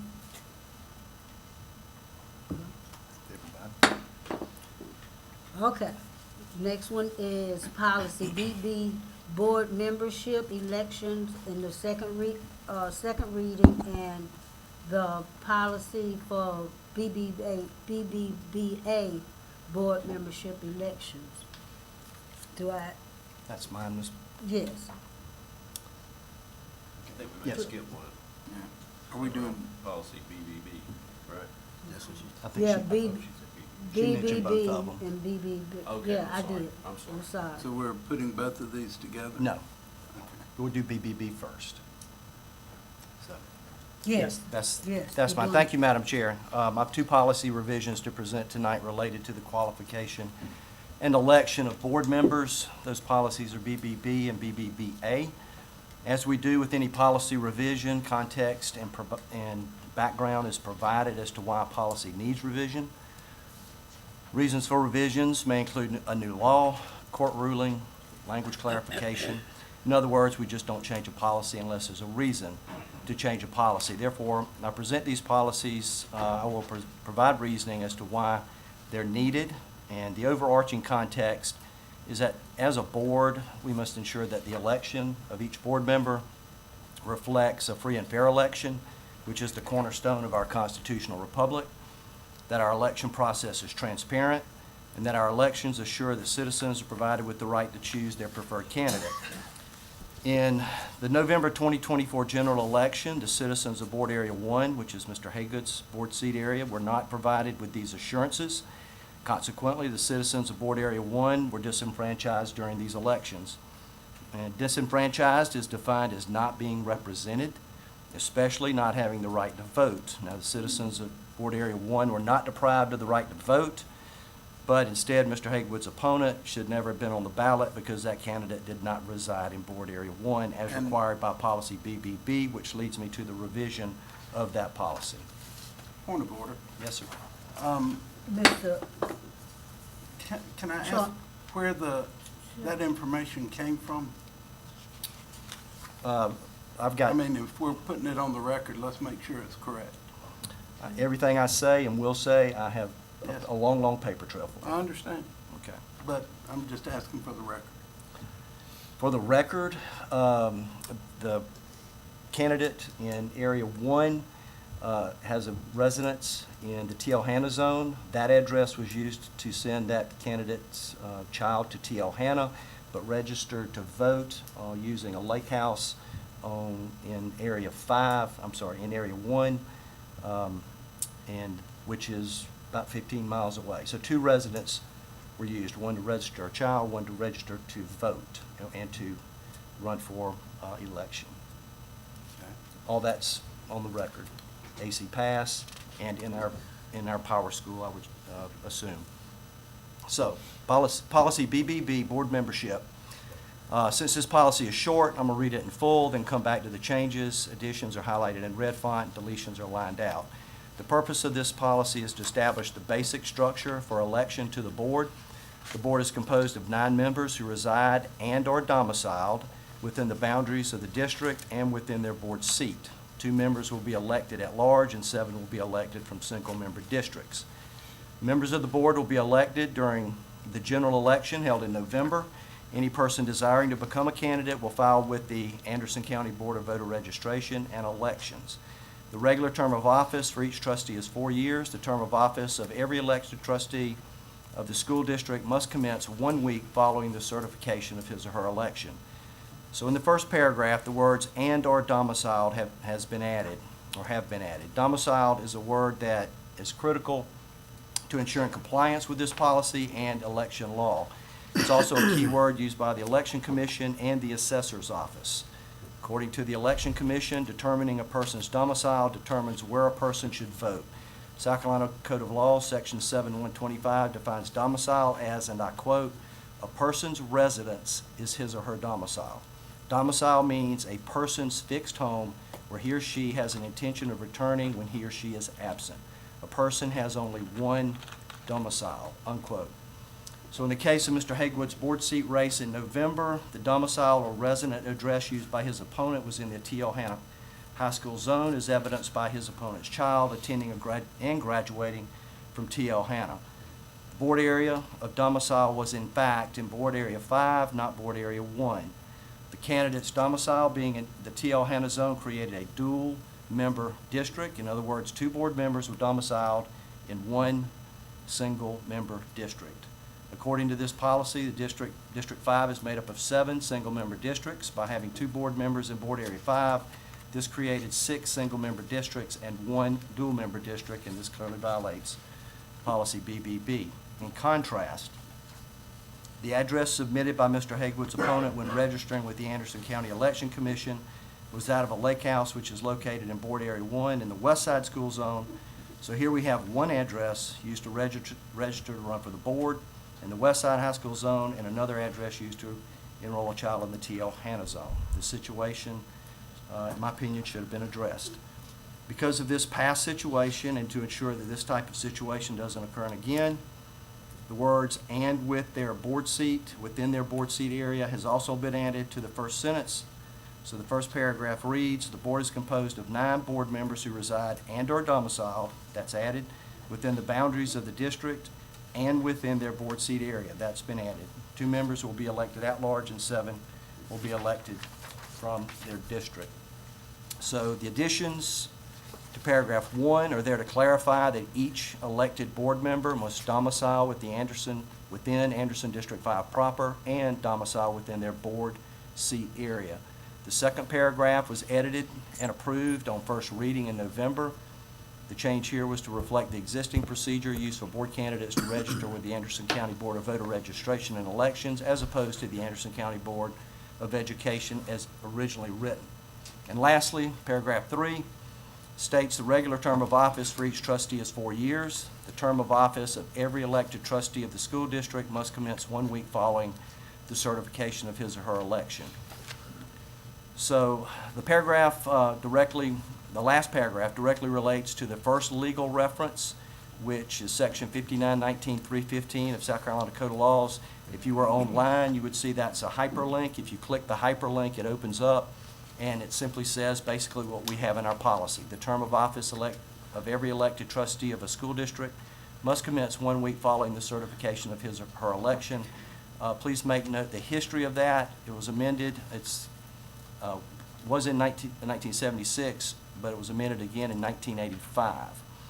In the second hyperlink, the second legal reference, Act 509 of 1982, it says, and if you click that hyperlink, it opens and says, "Trustees for the school district of Anderson County shall be elected in the general election and assume office on January the 1st following such election." So you can see, board, that that's a contradiction between the 2 legal terms or the 2 legal references. According to our attorney, it has a simple solution. The most current law is the one that's enforced, which is 5919.315, which we already have in our policy. That was amended in 1985. That trumps the Act 509 of 1982.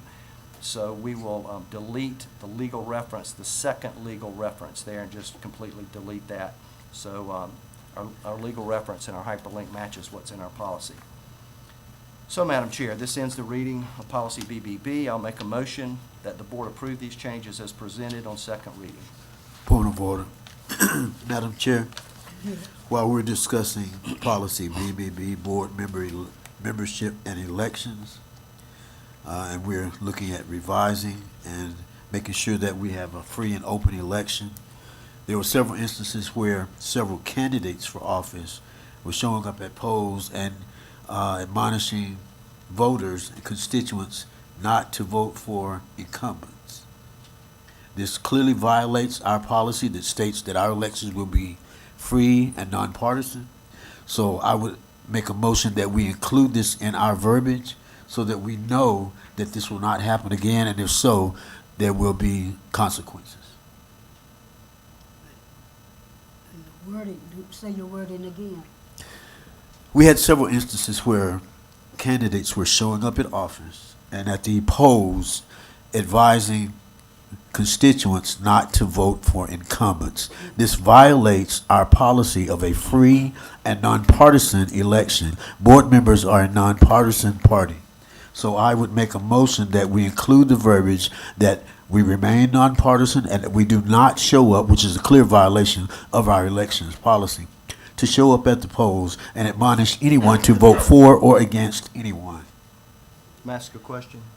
Okay. Mr. Kay, I myself went to polls, which is perfectly legal. Point of order. As a board, we're not supposed to address anyone other than the chairman. Thank you, sir. It's not proper to address her, excuse me. Mr. Kay. Mr. Kay, I'm sorry. But you should address the chairman and she can address. Thank you. Madam Chair. Thank you. Thank you. Madam Chair, a number of board members sitting up here did go to polls, which is perfectly legal, and I don't know if any of these, and I don't think any of these, tried to persuade. We are not allowed to persuade any voter which way to vote. That has nothing to do with partisanship at all. So I'd like for you to clarify your statement. Based on your comments, you agree with what I'm saying, so what is your point of order? No, It sounds to me like you have there's a problem with candidates showing up at polls. I don't have a problem with candidates showing up at polls. I have a problem with candidates admonishing our constituents to not vote for incumbents. When you go to the polls and show up as a candidate, you keep your mouth closed. Bottom line. You don't ask anybody to vote for someone. You don't admonish them not to vote for someone. There is a limit of yardage that you can campaign within. If you transgress that boundary, then you're a violation, okay? So I'm saying that while we're discussing this particular policy, let's include that in the verbiage so that we assure ourselves that we do not have this problem again. Madam Chair, I just asked that he would put that verbiage in writing. Yes. I have no problem with that. Yeah, that's what I was. All right, asking no you problem. to So make what sure. we'll do is we'll put that in writing and I make a motion that we table this policy and bring it back at the next meeting so that we can do so. That will require a vote. Madam Chairman, while I don't disagree with, I understand the domicile, there are in a day of split households where husband and wife may not be cohabitating together, so how do we know that was not the case here? I don't know if anybody's got proof of that. Yeah. Madam Chairman, Yes, domicile means our primary residence, where we call our primary residence. So it doesn't stop someone from having a lake home that they call their permanent residence and another residence in the Hannah district. So they live at the lake and they own another home in the Hannah district and they pay taxes in our area. They could indeed still go to T.L. Hannah. Madam Chair, we have a motion to table, correct? Correct. Do we not need a vote on that first? yeah, okay, I'm sorry. No, there's still discussion. Yeah, We've still never do- gotten to discussion. But we're through with the discussion now. We will table this BBB and BBA, and then you bring in those words that you want to put into that, and we'll table that for now. Could I get a motion for that? I make a motion that we table and we revisit this particular policy, BBB and policy BBA, at our next monthly meeting. Could I get a second? Second. It has been moved and properly second that we will table this. You have to vote on Can I it, get a Madam Chair. hand? Yeah, we have to Okay. All in favor? All in 1, 2, favor? 3, 4, 5, 6. So we got Recount, please. 1, 2, 3, 4, 5, 6, 7.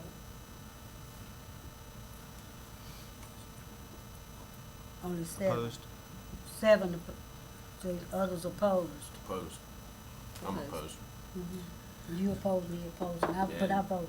Mr. Hageman, that's correct. Okay. Did you vote my hand? With 4 opposed. Okay, 4 opposed, okay. 7, 4, and 4 opposed. 4 opposed. 5, no. 5, 4 opposed. 5, 4, and 4 opposed. That's correct. Madam Chair, I would like to say that it is our freedom of speech. Point of order. Madam Chair, we're taking a vote. I don't think there's any discussion during a vote. Yeah, we've already voted, we voted, and there's no discussion now. Thank you.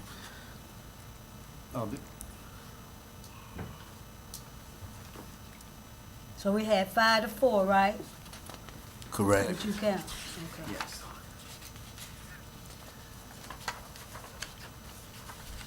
So it will be tabled for the next time. Okay. It will be tabled for the next meeting with corrections. Thank you. Oh, thank you. The next one is, policy EEA, student No, transportation. we got BBBA. I thought that's what we were working on. With this Madam Chair, you're correct. We are in policy EEA. We have tabled policy BBB and policy BBA for the next meeting. I haven't presented BBB. It is not to be presented because we have tabled it. The motion was to table BBB, was it not? Madam, we have the record. What was our motion? Thank you.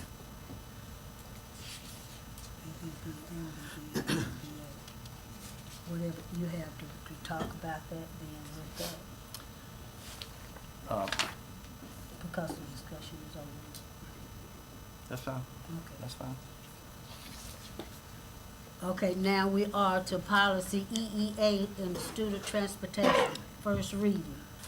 Yes, ma'am. Madam Chair, I'm presenting this policy, policy EEA, student transportation, and we are presenting the first reading of this policy to ensure federal compliance. So as you're looking at this policy, you will see those paragraphs that are highlighted in yellow. I will read those. Those are the additional wording that we are adding to this policy to ensure federal compliance. So it says the district will also provide transportation for homeless students and unaccompanied youth in accordance with federal law. The district will ensure that homeless families' youth are fully informed of all transportation services to school, school of origin, or school of residence, and will assist in assessing transportation services. For homeless students, if the school of origin and school of residence are in different school districts, the districts will agree upon a method to apportion the responsibility and cost for transportation. If no agreement is reached between the school districts, they must share the costs and responsibilities equally. So this is our first reading of this policy, and that information again has been added so that we can be in federal compliance. Madam Chair, I would like to make a motion that we accept the first reading policy EEA, student transportation. Second. Okay, it has been moved in second. This is the first reading of EEA. Could I get a hands up? Discussion. May I have a bit Got of a discussion? discussion.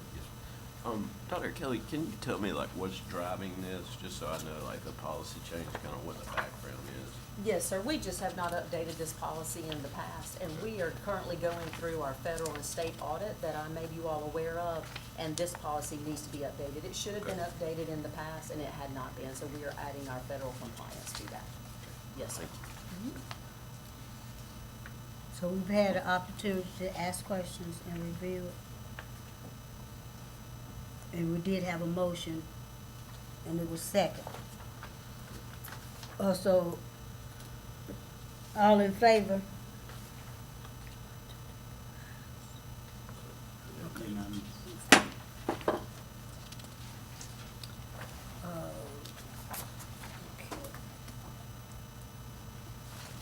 Next one is JFABD, admission of homeless students. Yes, First ma'am. reading. Yes, ma'am, Madam Chair, thank you. We again are adding additional language to this policy to ensure that we are having our federal compliance, and so I'll read that addition. In accordance with federal and state law, the district will ensure that homeless students and unaccompanied youth are provided with equal access to educational programs and services comparable to those provided to other students in school, and are not segregated on the basis of their status as homeless, and are provided transportation to and from the homeless student school of origin. Again, we have added the word "and unaccompanied youth" in that second paragraph, and then lastly, in that last paragraph, the school district will treat information about a homeless student's living situation as a student educational record, and the information will not be deemed to be directory information. So again, this is just adding language that would help us to make our federal compliance. Madam Chair, I make a motion that we receive the amendments to this particular policy with no exceptions. Do I get a second? Second, Mr. Madam Chair. Okay, it's been moved and properly second. Please raise our hands. Any discussion? I just needed some clarity, Madam Chair, whether this was, whether JFABD, or we're including JFABDR as well. No, the administrative rule does not have to be voted on Okay. by board action, but I've included that in your packet because we always try to keep the board up to date with revisions. But yes, sir, it Thank does you. not have to be included. Now can we vote? Voted. It's unanimous. The motion was carried, it was The unanimous. motion was carried. Now can we vote? Well, We got no discussion. yeah. Finish with discussion? All Finish. right, let's call for the vote. Okay, now we're All in voting. favor? All in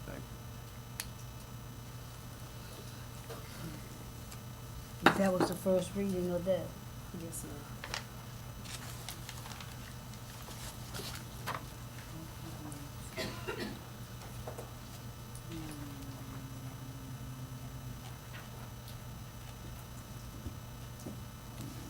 Number E, action item D, network resilience to property easement. Thank you, Madam Chair. I'm going to ask Mr. Crittenden if he'll come up. Oh, is Mr. Crittenden not here today? Okay.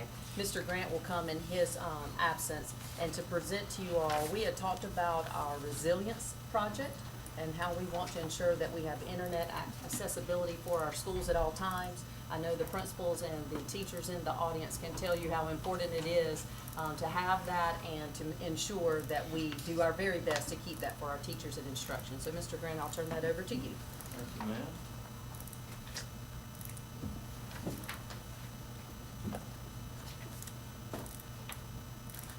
Madam Chair, members of the board, it's great to be with you tonight. Craig couldn't be with us tonight. He's celebrating a brand new granddaughter at the hospital as we speak. So he asked me to fill in, and of course I obliged. We'd like to update you guys on what he was planning to say related to the project. In your board packets, hopefully you've had the opportunity to see the property easements that are associated with this project. You'll remember in January, he provided you guys an update. This is the project that's primarily funded by the Federal Schools and Libraries Program. They're paying 80% and we're paying 20%. Overall, the project, as we mentioned in January, is a $6.2 million price tag and we're paying 1.6. So it's a great opportunity to improve the resilience of our networks. And we're looking forward to doing that. But we're at the point in this particular project where we need approval from you guys to grant these 5 property easements to the company. And these are the 5 locations that are impacted. You can see those here. And if you'll remember, in January, we showed you, I guess, a picture of what these particular locations might look like. They'll be fenced in, they'll have generators here, and we intentionally tried to place these property easements in a place that is not visible from the main door. In fact, if you noticed on the property easements, you will have noticed, like this is an example of Gulf Ed, it's in the very back. On the back part of the property, nowhere near the front highway. Anderson Institute of Technology is the same way. It's in the back part of the property along the neighboring road behind the facility, actually. CF Reams is in a similar place in the back. T.O. Hanna's near the cell tower. If you're familiar with where the cell tower is on Vanderbilt Road, and at West Market, it's in the back as well. So our recommendation would be approving these tonight, if it's the pleasure of the board, so we can move forward. And I'll take any questions. Madam Chairman, I make a motion to approve the easements as presented by Mr. Grant. So, Okay, it's been properly discussed, properly motion. Is there a discussion? Yes. I noticed with these being on the back of the property, and some of these structures go vertical, and they're up against residential homes. I didn't know if we're required to buffer them, are they gonna buffer them, or is there gonna be fences around them? Not transparent fences, but some type of fences. I would hate that if this came up in my backyard on the property line, I would hate this structure to be back there personally, but, so I didn't know if, There's no requirement to do that. We could, in good faith, offer this up as a good neighbor, if you'd like. But at this moment, there's not a requirement to do it.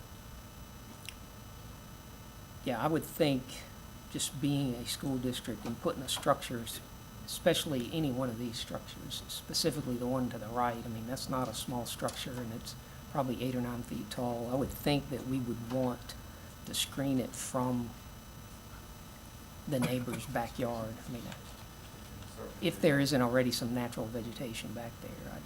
Oh, I'm just asking this out of curiosity, just for your, like, would they not rather be exposed for lack of vandalism or things like that?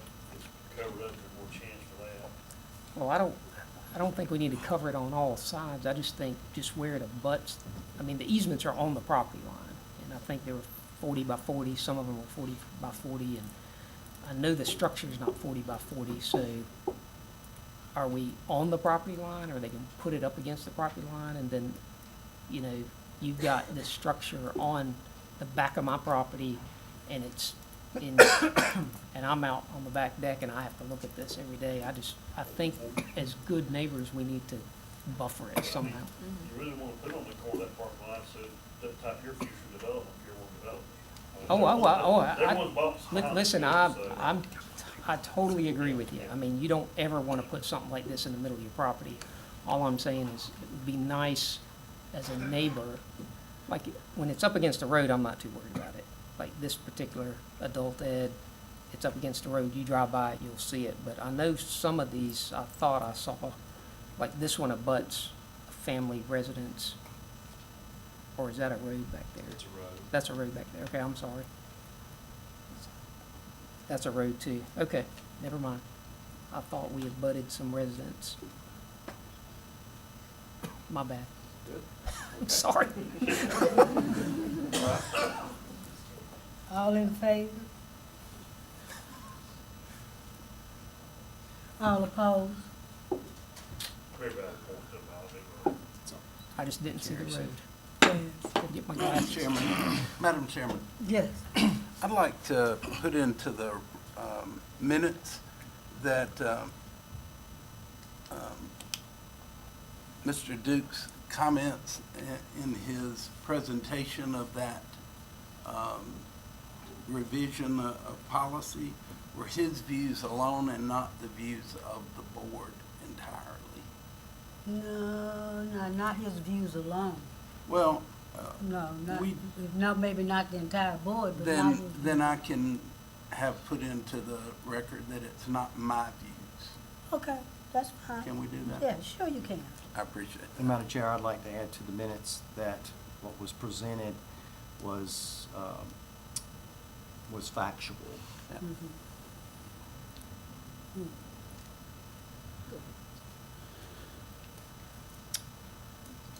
Moving right on along to the next item. And what is that? Oh, you still? For Dr. Kelly's direction there. Okay, go ahead. What's going on? Item 8E, McCants Capital Improvements. This is a request we had that we wanted to just bring before the board. Since the gymnasium's been built at McCants Middle School, there's not been adequate lighting in the parking lot of that gymnasium. It's just never been there. It's our only school left that doesn't have adequate lighting or lighting at all in this case for that particular parking lot. We've tried not to invest capital expenses at McCants because we were talking amongst the board about other things and future things potentially, but it's been brought to our attention, so we wanted to bring it forward to you guys. Two things. One is the lighting. We think for approximately $100,000 we can adequately light that parking lot. And then secondly, if you've ever driven down that driveway, as you enter into that parking lot to the right of the gymnasium, and there's a picture here on the screen, if you're not careful, it looks as if the plane of that parking lot to your right on the other side of that yellow curb, it looks like it's on the same plane as you're driving. But if you look at the picture to the right, you can see there is a significant change in Wow. elevation. And you come out at night in the dark from a ball game, I ran into For it. the change in the elevation. Well, That's the old riding range. okay, I did not know that. Okay. And I don't think these student drivers ran off of there, so. And we've But had not you- cars run off of there. Yeah. Um, I make, but my dad had a line there. but it Okay, was yeah. not- It works. It's been this way, I guess, from the beginning, as far as I know. But we did paint the curb yellow, and even with that, there's been occasions where cars have toppled over this curb and created a hazardous situation. But I think if the lighting was there, it would be a lot different. But even by walking out through there, you can hit that. You can come up to that and stumble on that. I was at a ball game about 2 weeks ago over there. And if the lights was out there, I think you'd be able to see it. Could we not just put a short section of fence there? We could do that. We were On that, pricing- on the decline there? Just Just to a short make it section of notable. fence is not very expensive. I doubt it would cost $50,000. It would, And would serve the same purposes. what we were designing here was a system that would prevent cars from going over that Fence over Like a it. fence. With a barrier, like a barrier on Make the it other side. noticeable, but it wouldn't stop the vehicle from hopping over. But I think it could definitely draw attention to the barrier. Stop people from walking off of it. Clearly, yes. So these are the two projects, whatever the pleasure of the board might be, we just wanted to present it to you. And a trivia question, Colin, is this, y'all do know President landed there in a helicopter? That's right. Y'all didn't know that, did you? I remember the President early on. Yeah. No, I didn't know. History trivia. Did he stumble over the barrier? Question. So I will make another comment. I did drive by McCants last night, and it was a very dark night. None of the parking areas at McCants have lights. So if you're parking in the side parking lot over there, the big parking lot, and something goes to 7 o'clock during the winter, you're walking out in a completely dark parking lot. So, I know this one has the hill, but we've got that same problem at McCants in every parking lot. Should we just address one? Should we look at more capital improvements to a school that 60 years old? I'm just letting you know, there are no lights in parking lots at McCants. So whatever the will of the board, I'm in favor of anything that we do to encourage safety. Do we address just part of the problem because that's been brought to our attention, or do we address the whole problem? Madam Chairman, I'll add this, back on Paul said earlier, I was in the neighborhood across the road, gonna take all of a sudden being lit up, is that gonna affect me? Bunch of apartments right across the road. But with LED lighting, you don't have the light pollution like you do. Right, it's Kinda very shine it directional. Quick question, do we have the option to lease lighting? And put it in the operating budget, and then, let's say in 5 years, we decide to move the school? I'm not saying that, I'm just saying, would We that be a certainly better could. option? We could take the option of leasing with Duke Energy. We could So do a 10-year lease. explore that with them, as opposed to a purchase. Because a purchase, and I know LEDs are supposed to last forever, but they're not. But the purpose of leasing, the advantage of leasing is it becomes operational budget, not out of pocket, and that they maintain the lights. If one goes out, you call them, they come out and fix it. Whereas if we own them, we have to replace them. That's right. Lord, we have new ones in our neighborhood, and they do a 10-year lease on them. And you pay money, and they maintain and all that. I don't know if they do that for schools or not. We have some properties now where we're leasing with Duke That Energy. might work perfect. We know, everybody knows the long-term Right. goal, we've got to do something to the school somewhere. I think that's a Take great 10 idea. years. So that would might be a viable, but better option, I think. I think so too. We'd be glad to pursue it that way. That's the will of the board. And are we gonna pursue just this one parking lot, or are we gonna look at all of it? Well- I'm up to suggestions. Madam Chair, I've received complaints about this parking lot specifically, and I've got a letter here that I can read, but I can tell you that my own mother, who is getting up there, has also complained to me about it, and that's a named complaint, and they're having problems going in and out of the gym during basketball Oh, yeah. games. And, what I worry about, somebody being run over out there, obviously, but I think that's a great point Mr. Bradshaw makes about what are we gonna do with all all these parking lots are poorly lit. But this one specifically is being used a lot for these basketball games and stuff like that.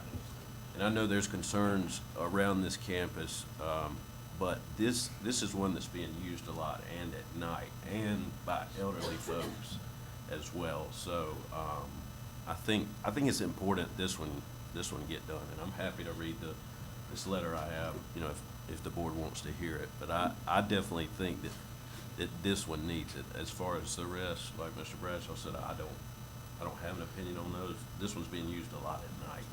Are you okay with the lighting, I'm sorry, Madam Chairman, would the board be okay with the lighting at that parking lot and reducing some of the costs by fencing that incline? I would agree with you with that fencing, but it needs some light out there Yeah. at the So, back coming out from the gym.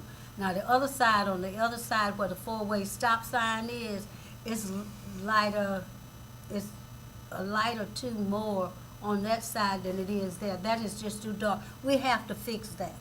That has to be fixed. Whether you're gonna do something to the school or what you're gonna do, whatever. I know next school term for basketball or whatever else that they will have at night, you won't have a new school there, will you? Okay, well, that has to be fixed. The lighting. Well, Now, by bar, I Madam mean, you Chairman, I men. don't think we were discussing whether these or not. I think Paul and I just said maybe do a little depower, see if it's cheaper to lease them instead of Okay. purchasing. That was the only thing I don't disagree with the lighting. I just say to fix that one Yeah. first, cause I think you were saying And then that we both could of them need fixed. concentrate on the whole. Yeah, but I know we need to concentrate on that one, Okay. coming out of that gym. Yes, ma'am. Okay, so it's the pleasure of the board, we'll just entertain you guys making a motion to approve that, and we'll pursue the fencing. I think what I'm hearing is the fencing along the yellow curb, and then leasing of lighting at the gym, and we'll consider future. Madam Chairman, maybe Mr. Thompson would like to make that motion. Yep, I think I'd like to make a motion to approve these McCants Middle School improvements, specifically the gym parking lot lights and the vehicle barriers at the driveway and parking elevation change. I'll second that. We have the motion and we have the second, and we've already had a discussion. No, I do have some additional discussion with the motion. Are we saying that we're gonna spend the $50,000 for the vehicle barriers? Or are we gonna try and reduce that cost by fencing? Madam Chair, my motion was to put the vehicle barriers in order to make sure that a vehicle does not go over. I think a fence doesn't do enough to make sure the vehicle doesn't go over that barrier. So that's to clarify my motion. Okay. I don't know what cost and this cost, and I don't know. Just call for the vote. Okay, we just call for a vote. You've had the discussion, so, let's vote on it. Favor? In favor? All in favor? All in favor? All in not, opposed? None opposed. Okay, so it passes. Thank you.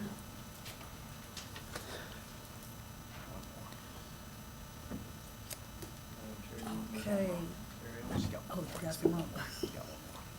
He has one more, please. Okay, Madam Chair, thank you. The next item, is related to school parking lot cameras. We had a request to consider what the cost might be to add adequate camera coverage for all school parking lots. The first item listed, you can see that number, that would be to install adequate camera coverage for all school parking lots. The cameras we have at the schools now primarily are cameras on the buildings, looking out into the parking lots. We don't actually have cameras out into the parking lots where we can see things and get a better picture of the parking lot. This would give us an opportunity to do that. If you chose to scale that back and only do the high schools, AIT, CF Ring, Tailhaven, and Westside, we could do that for much cheaper at $3.5 million. We just wanted to propose these numbers. We feel like, Craig, Mr. Crittenden helped me put these numbers together, and his comments to me were, these are conservative numbers. We feel like through our required competitive bidding, we can bring these costs down.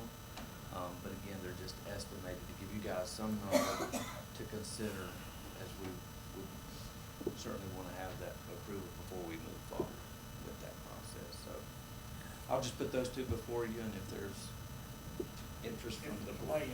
Madam Chair, if I may ask Lieutenant Phil, what's your opinion on this? Parking lot cameras? Yeah. It's been needed, absolutely. Okay. And for all schools. Okay. Can I ask, Mr. Peeler, is that your number one concern? No, God. So this is $11 million. Could you use that some other way better than this? Oh, yeah, I mean, I could use $11 million, in many different ways, but cameras in the parking lots are certainly needed. You know, what you gotta remember about a camera is the camera's not gonna prevent anything. I mean, it could potentially, prevent something by someone seeing a camera and going, well, let me just get out of that view. However, a lot of times cameras are reactive to something in nature. They're needed, however, if you were to ask me what my priority was, and if you were to go and give me $11 million, no, I wouldn't spend it all on cameras. But you think because of students driving in these, that's probably more needed at the high schools than anywhere. I'm sorry? Would you think because the students driving through these parking lots, that's probably more needed there at the high schools than anywhere? Yeah, I could definitely see, there are bigger campuses. Yeah. For sure, because the coverage that we have on our elementary schools, they somewhat adequately cover, the parking areas and other areas, but, you know, even with Craig's, you know, so cameras and all that are in, T's department, and they just did that big improvement through ESSER funds, correct me if I'm wrong, and those cameras are top notch, and so that, some of the coverage on the elementary does, but we still have a lot of blind spots, and so that's just part of that project. We work good with Neil over in IT where we're constantly identifying these blind spots as well, but for those smaller campuses, not a big need as much as in middle and high schools, absolutely. Thank you, Madam Chair, question. Is it possible to have a portion of this cost covered by the safety grants that the state offers? So, as it stands right now, the last year's grant was for locks, fencing, and I don't remember the third. It was, I wrote an addendum to get it used for some technology. This year it was for glass film. Well, actually, this year's money was all towards and teaches. Last year, the third one was glass film. It was glass film, fencing, and lock replacements. And then we asked for a little bit additional money out of that to use towards some technology with the Raptor. So when that $20 million comes out from the state, they're telling you the first year it was you have three options. When they gave you the money, you could spend it on any of those three. This year, for us anyway, they came out and said, here's your money and here's what we're telling you to spend it on, which was this year for some teachers. Okay. But they do say 20 million is coming back next year, so, you know, hopefully we'll get a chunk of that as well. Thank you. Madam Chairman, Yes. I make a motion that we proceed with the $3.5 million estimate to, for the parking lots for our high schools only at AIT, CF Reams, T.L. Hanna, and Westside, only. Second. Okay, we have a motion, a second. Discussion. Discussion? Just discussion again, we still discussing. I would like to see that number brought down as much as we could. There are always gonna be blind spots. We don't need 100% coverage. Sure as the world, if we do 99, it'll happen in that 1%, but, as far as $3.5 million, there might be a few blind spots. So I'm for getting that cost down as much as we could in the redrawing of this stuff. I do have a question for Mr. Pillar. Our last conversation we just had was on the lighting not being very adequate in a lot of these parking lots. And I would think that these cameras would be very helpful during basketball games, football games when it's dark. Will they work well if the parking lots are not well lit? Yeah, they've got some night vision capabilities on as far as, you know, but no, obviously not as well as if it was a well-lit parking lot. Okay. That's a struggle. We had some issues in Wayne, I think, last year, maybe Robert Anderson, where some of that inadequate lighting didn't help us for sure. Okay. And the recording of that does occur 24/7, correct? Yes. Okay. Yes, we have the ability to go back and watch. we keep it for a certain amount of time, although you know, Approximately 2 weeks. yeah, it does go away after a while, if we do have a window there. I'm sort of, yes, Madam Chair, I'm sort of interested in what's driving it. Like, if the request doesn't seem like it came from our security expert. So I guess I'm trying to better understand what the purpose of the camera is. I mean, I know there's going to be benefits from it, but I'm not sure what's driving it. And I don't know if I can ask somebody to speak to that, or, I don't feel like my security expert's driving it. So I think that's where my concern is as to what, and I'm definitely interested in, to Mr. Bradshaw's point, getting that, exploring that cost. I'm not familiar as a new board member on what this process is, and, whether the bids, how the bids are working, or what's gonna be presented to us. And I wanna give us what we feel like we need, but I'm not sure where we're coming from with this. Mr. Thompson, as I know it, this request came from a board member, so Okay. unless the board member has information they're willing to share here in this Okay. particular instance, I'm not Thank you. privy to how that came about. But I'll just reiterate what Mr. Pillar said. It is a need in our school system. Is it our highest priority safety need? I don't think we would classify it to be the highest, but Okay.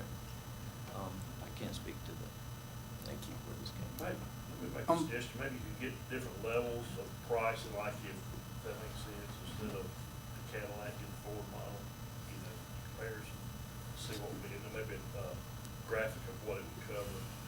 We certainly can do that, and we can certainly try not to have to trench as far. That's a big part of the cost. With the poles, we can certainly look at that as replacing cameras to get the coverage, and we'll certainly do that to try to drive this cost down more.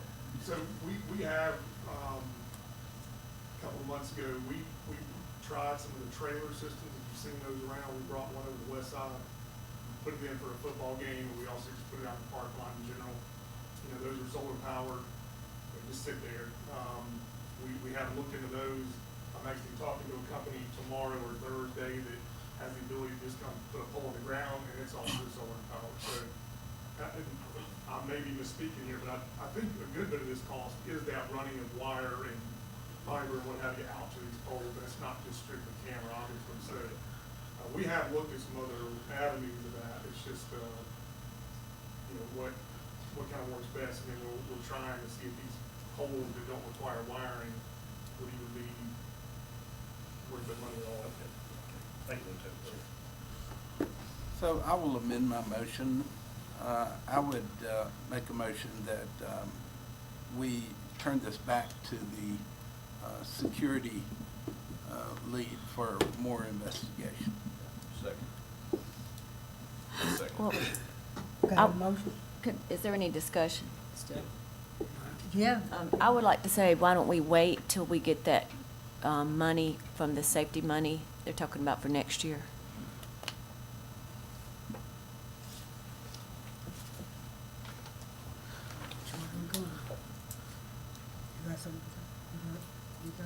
If I'm in order, I think we need to vote on that motion before we entertain, because I think that's a good motion that Ms. Burris has presented. If we can wait for the procurement of those funds from the state, from the safety grant. So I think, but first, I think, if I'm in order, I think we need to entertain the first motion before we can move to entertain her motion, unless she's offering it as a substitute motion, Well, because he has amended his. Yes, mine is a motion that I think would cover your thing. By just referring this back to staff, it can be brought back to us when those funds have come in. I agree, it's a great suggestion, but I think the motion would cover that. So it's just when the staff brings it back to us. That would just be similar to a motion to table, correct? I mean, would that Well, simplify? we are directing the superintendent to refer this to security for more investigation. Take that motion. Yep, so vote on Mr. Bradshaw's. Voting on Mr. Bradshaw's motion. All in favor? Opposed? Okay, carries. Thank you. Board of Trust, now we down to G, Board of Trustees compensation. Madam Chair, that's my discussion.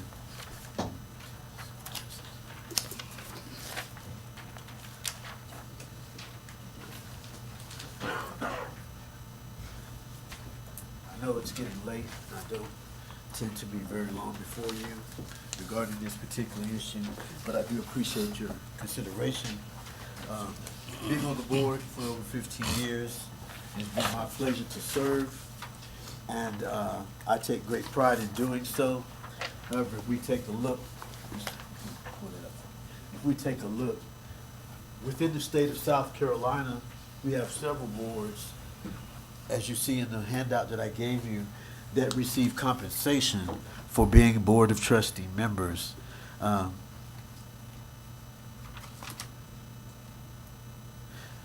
let me state, as he's pulling that up, anyone that is not in favor of receiving compensation, you can defer this, or you can donate this funding, if approved, to your favorite charity. But if we look at, just take a brief look at the chart as he brings it up. But we have several districts in South Carolina that do not receive any compensation, and ASD5 is one of those. And as I stated, being on the board is a pleasure. As of late, is becoming a little bit more tedious, but I still am happy to serve on the board. But I think at some point, in having this discussion with other board members, it has become, a lot of our constituents think that the Board of Trustees meets once a month and that's it.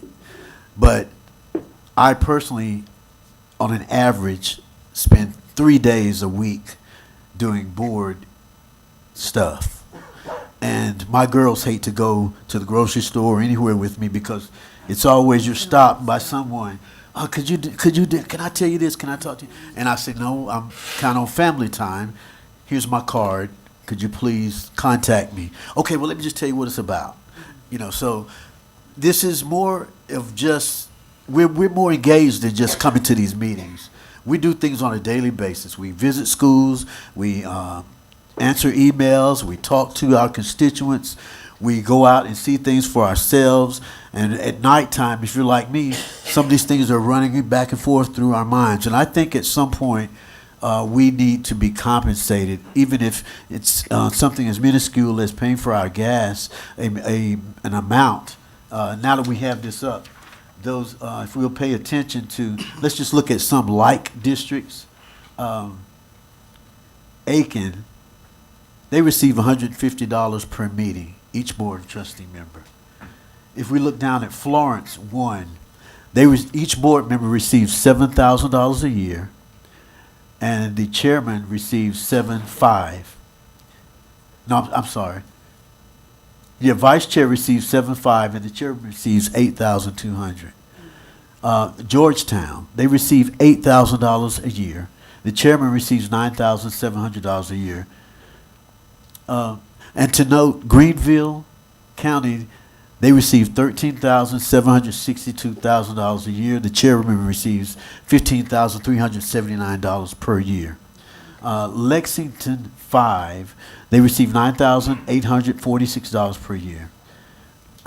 Newberry, $7,500 per year. The chairman receives $8,805 per year. Oconee receives $6,500 per year. The clerk, $7,400. The chair, $7,700 per year. There are 28 districts with no pay, 5 of those districts being Anderson County. I'm bringing this before you because our policy states that our board is not paid. Does not say that they cannot be paid. It says that they are not paid. So what I'm bringing before you is a request that we amend our policy to where board members can be compensated. And I stated those who do not feel as though they want to receive the compensation. It can be donated back to the schools or to your charity or whatever you so choose. But I'm asking the board for a motion that we amend our board policy to state that board members can be paid in the amount of $300 per board meeting, which would come to $3,600 per year per board member. That's nowhere near what these other districts are receiving, but I think it is something. And I'll entertain a motion if anybody has questions. But I think I'm putting forth a motion that we change our policy so that our board members receive $300 per meeting, per month. Because we know that we don't have a board meeting in 1 or 2 of our months per year, but $300 per month.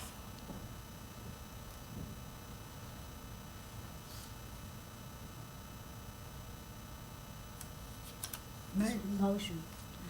So I make a motion that we amend our policy to state that board members will be paid a rate of $300 per month, a total of $3,600 per year, and that the board chair receive $350 per month.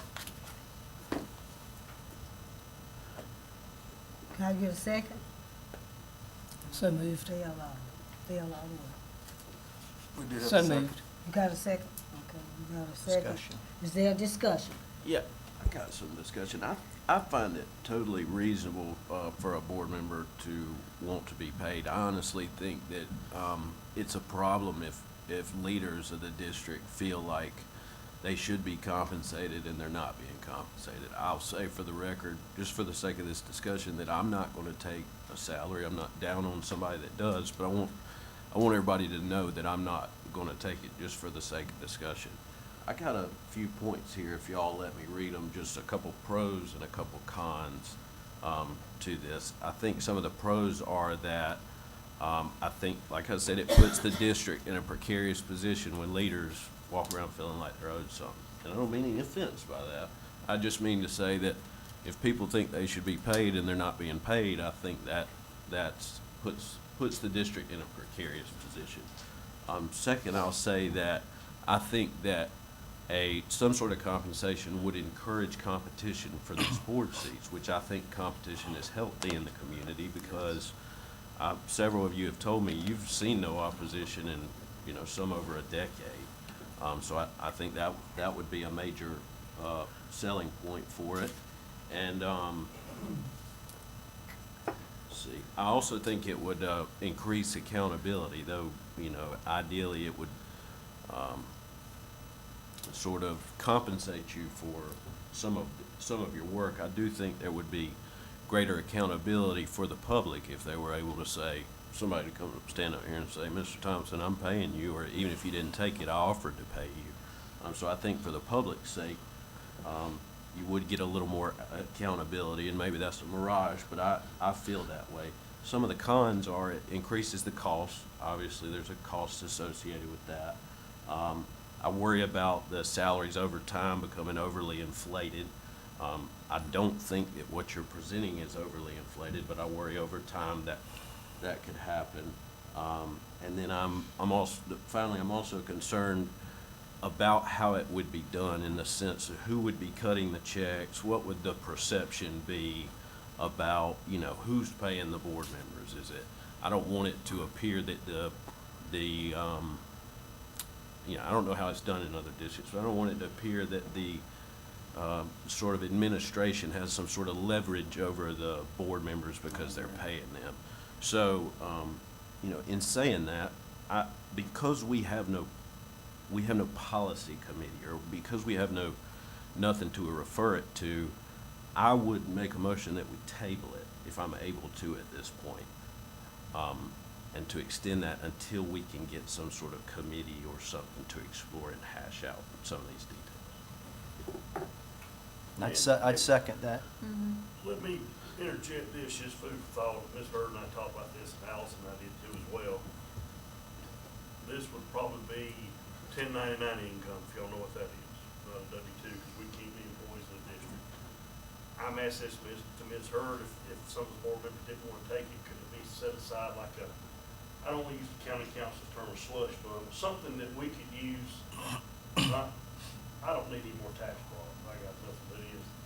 But, so we could maybe dictate to schools or active things like that, because we do get bombarded, well, I know I do, 'cause I got two businesses, West West shit, I'm sorry.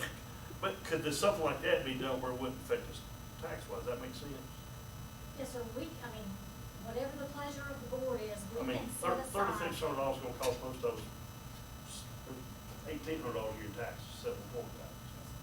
So, Mr. Price did ask me, and it would have to be through a 1099, so it would go on your personal tax return where you got paid. It would be on Schedule E for when you do your, Schedule C, when you do your tax return. So you would have to pay income taxes and self-employment taxes on that money, so just be fully transparent. And no benefits. No benefits, and Mr. Thompson, to your point, I don't know if the finance department doesn't issue those who can, but if there is an outside entity that can, we will definitely look at it.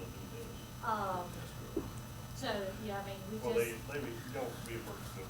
it would just be a monthly check. Like travel checks, to college. That's the way the other school districts do this, is that the board members get a check on a particular day, whatever is determined by the board. It is a check that does not have payroll taxes or anything else withheld, so just using Mr. K's motion as an example, you would all get $300. If you got it on the day of the board meeting, we can set that up. The 15th, whatever the board chooses, you would get it, a check at that point. And,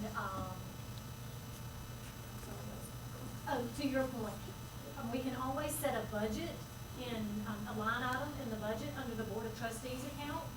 And then we could keep, we could have an account set up for every board member's initials if they didn't want to take it. Or we can set up every board member's initials and charge your cost there for everybody to see very transparently. And then if you didn't want it paid to you, you wanted it to go somewhere else, and that was the pleasure of the board, then we can set it up and make it work however you guys choose.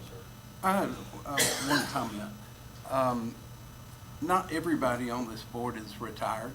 It's a wonderful thing. I hope to be pretty soon.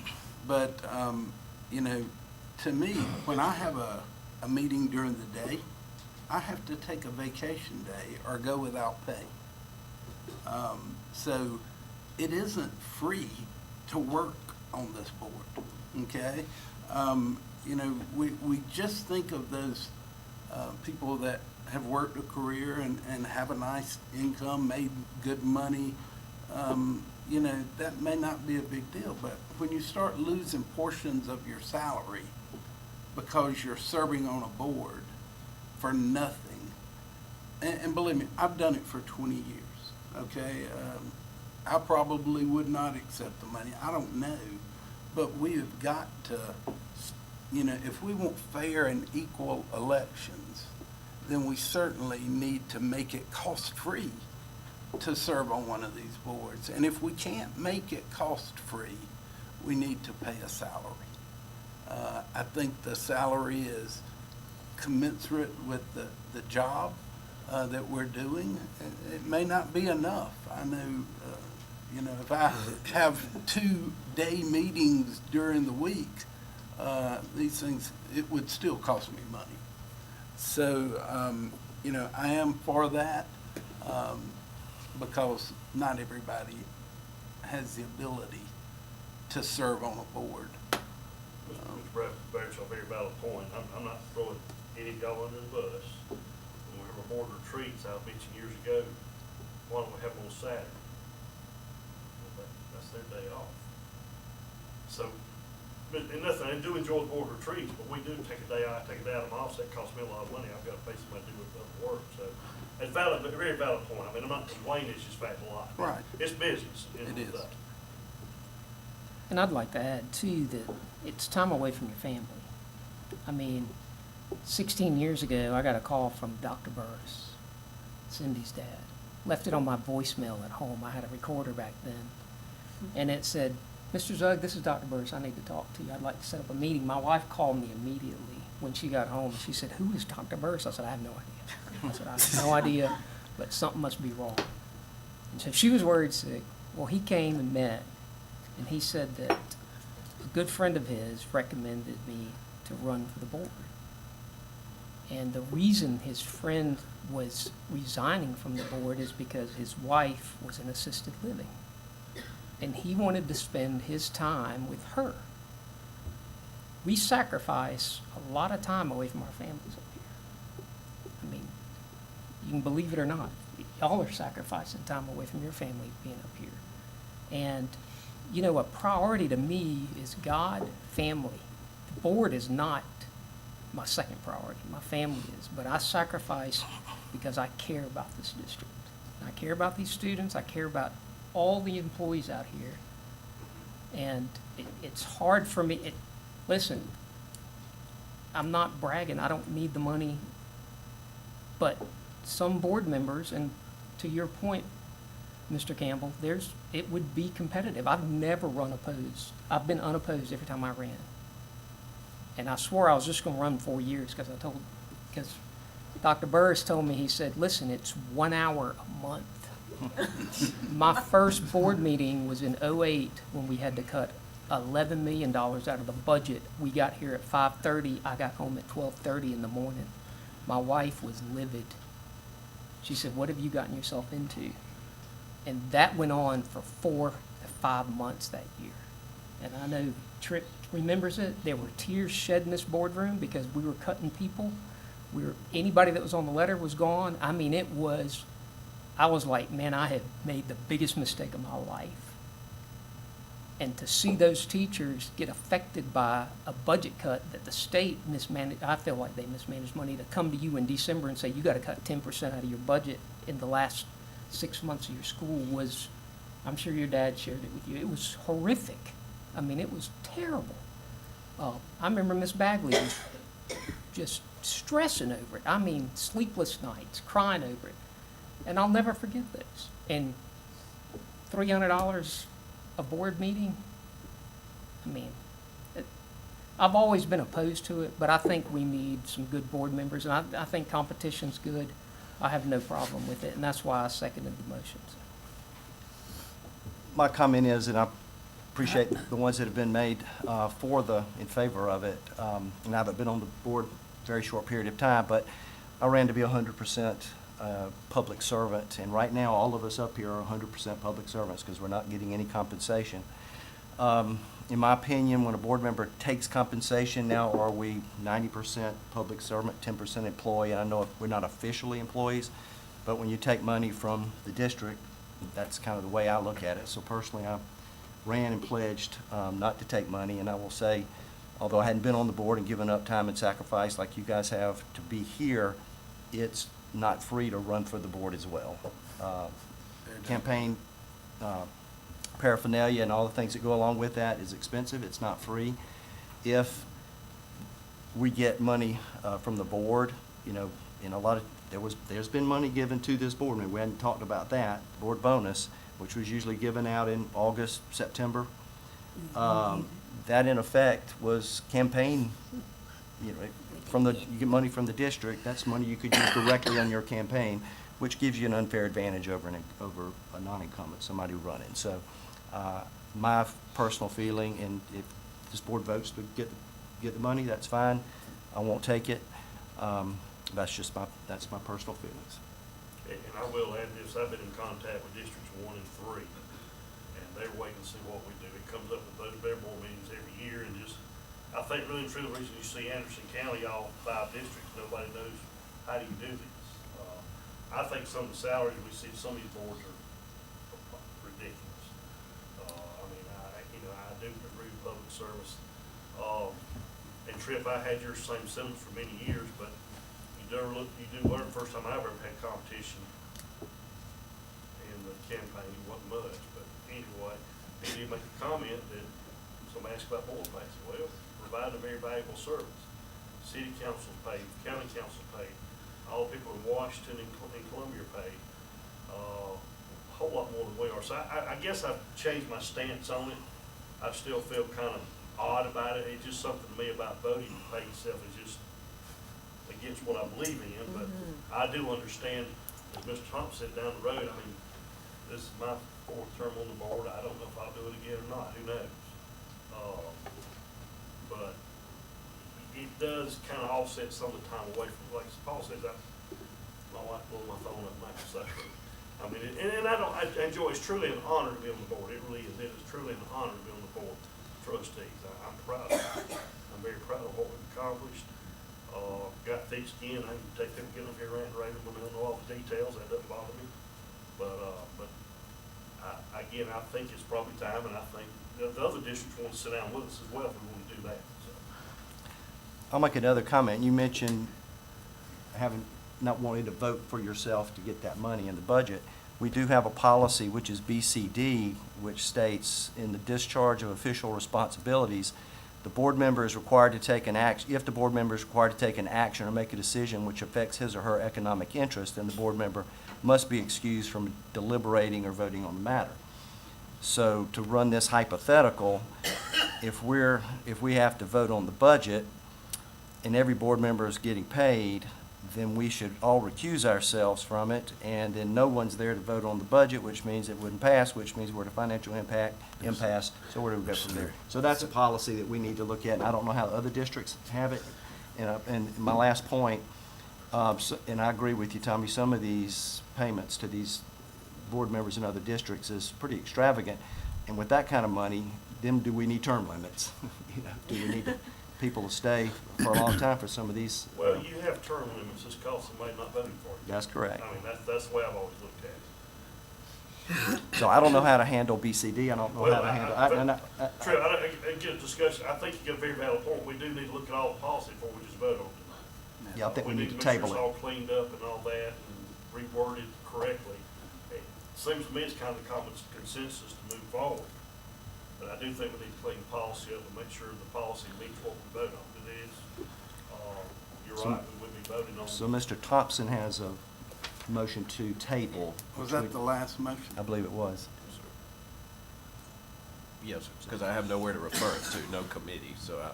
Okay, and we have a motion and a second, so we need to I don't know who seconded table it. You it. had a bunch of seconds. You had a I bunch did, of thank you. seconds. Yours. Okay, that's Yeah. right. But You know- I do believe, the last time that I did this, and I did this at one of our board meetings that we had when I first came on, because everybody thought that I got paid, because I started asking questions about something, and then they said, why are you so upset about it? You get paid anyway. Oh, no, baby, I don't. So I had to get that straight. But we do have some things here that says, that I hadn't read that one, but this said that the board was on its own. Finally, the board establishes visions of goals for the public schools. But anyway, what we'll do now, we'll go ahead with tabling the, Point of order. Vote.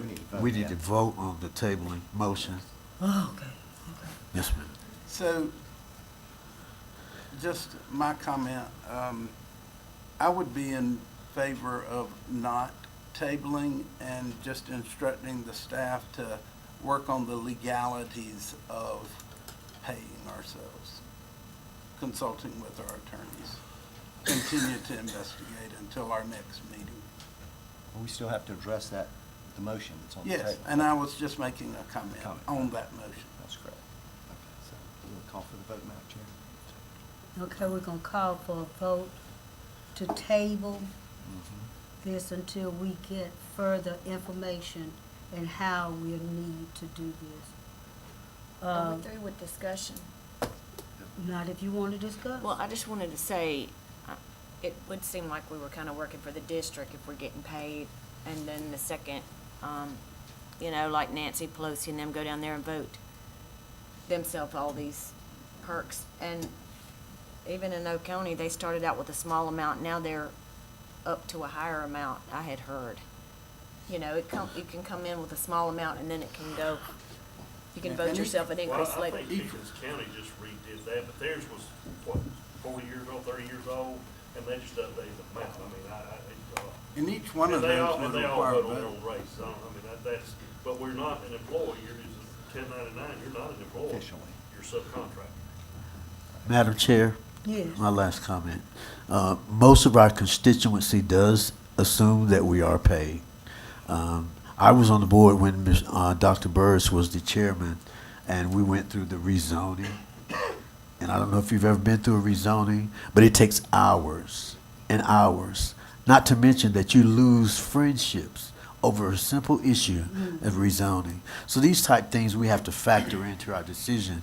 I'm not in favor of tabling, Madam Chair. I'm in favor of us moving forward with this, but also, as Mr. Bradshaw stated, we'll move forward with the motion to have a committee look at all the legalities and all of the policies that need to be addressed in order for us to proceed. Wouldn't we want staff to look at that for Yes. us instead of us forming? That's a correct. committee? Yes, sir. Well, I'm gonna read one thing. It says, school boards govern themselves. The board decides on the process at which best serves their members. The board can study how other states, as well as those in South Carolina, elect to compensate their members. Compensation can be set by the organization, bylaws, or governing documents, and may vary. So your documents already say that you don't get paid. That document does not say you don't get paid.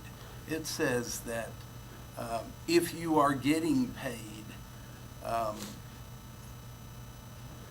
by a insurance company, and then we go and buy insurance from them, I should not vote on that because That's right. I'm receiving compensation from them. Correct. It has nothing to do with board compensation. It's about conflicts of interest in our voting. Correct. Would you go back to what you're saying? Yes, ma'am. Madam Chair, I make the motion that we move forward with approving this particular motion of changing the policy so that the board members are paid $300, the chairman is paid $350, and we give a committee set by the staff the approval to review all the legalities and all of the policies that would make this above board and legal.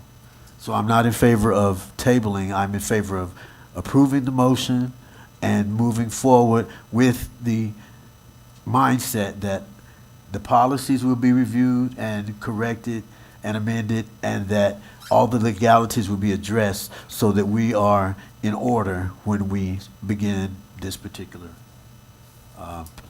process. What about the first motion? That's the motion to table. That's right. Yeah, So we motion have to to vote Yeah. on the motion. So we have to vote on the motion to table. So just point of clarification, Mr. Kay, you just asked, your motion is just to move it forward, That's not to correct. approve compensation at this time for board members, just to move it forward. Move it to do the forward. research. That's correct. My motion is to move forward, saying that we will be paid $300 and the chairman will be paid $350, provided that a committee has looked at all of the legalities and corrected and amended all of the policies that are stated that may have some way conflict with us being compensated. But we have a motion to table first. Correct. And I'm not in favor of that motion. All right, let's call for the vote on the table. Okay, we'll call a vote on the table. We have, do I get a motion? We have a We motion have a and a motion to second. table. Need a second? It's We been have seconded. one. Okay, all in favor? All in favor To table? table. To All in table. favor to table? Four. Okay. All opposed? All opposed? So that puts Mr. Kay's, that's 5-4. So now, we're not tabling, and we need to vote on Mr. Kay's motion. Okay. So, Madam Chair, I make a motion that, in light of the previous motion, I make a motion that the board receives $300 per month, the chairman receives $350, and that we move forward with a committee to make sure that all the policies are addressed and that all the legalities are adhered to before we begin the process. Madam Chair, I'd like to We amend have a that. second. Got a second? Got a second? I'd like to amend that motion It sounds like that we are approving the 300 and the 350 and then doing the due diligence after that vote. Is that correct? No, sir. Okay, then please reword it then. No, I'm going to say just what I said. I make a motion that the board receives $300 and the chairman receives $350 after a committee has reviewed all of the necessary policies, amended those policies, and that we have made sure that all the legalities are adhered to. So you are in favor of 300 and 350? That is correct. Okay, that's all I needed to know. Now, do we vote again? And vote on Yes, that. it has been there was seconded, so already a now we take a second vote. on that motion, so we vote on that. Okay, now we're gonna vote on what Mr. K. K just said. All in favor? All in favor? All in favor? Mhm. Five. Five. Five. All opposed? All opposed? All opposed? I'm opposed. Four. Motion's carried. Motion carried.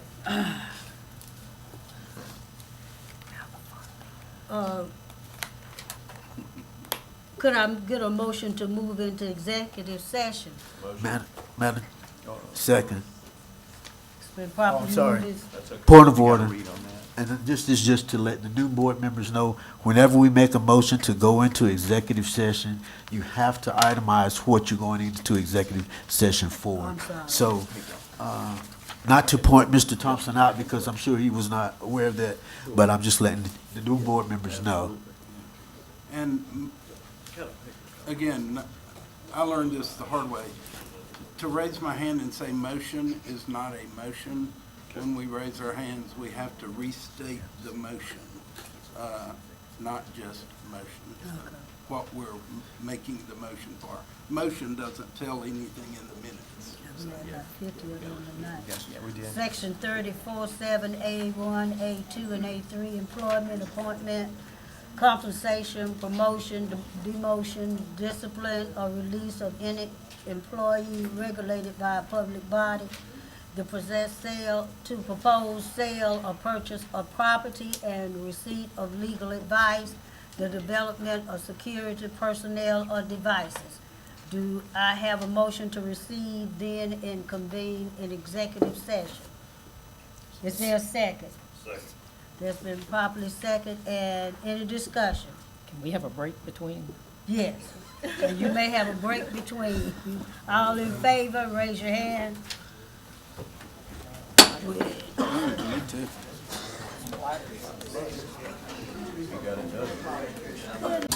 Keeping you busy, huh? Well, I was trying to get it off.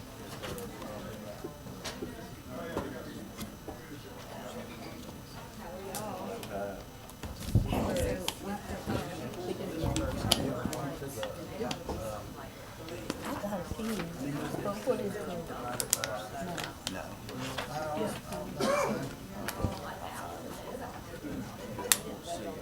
By the Thompson Turner and some other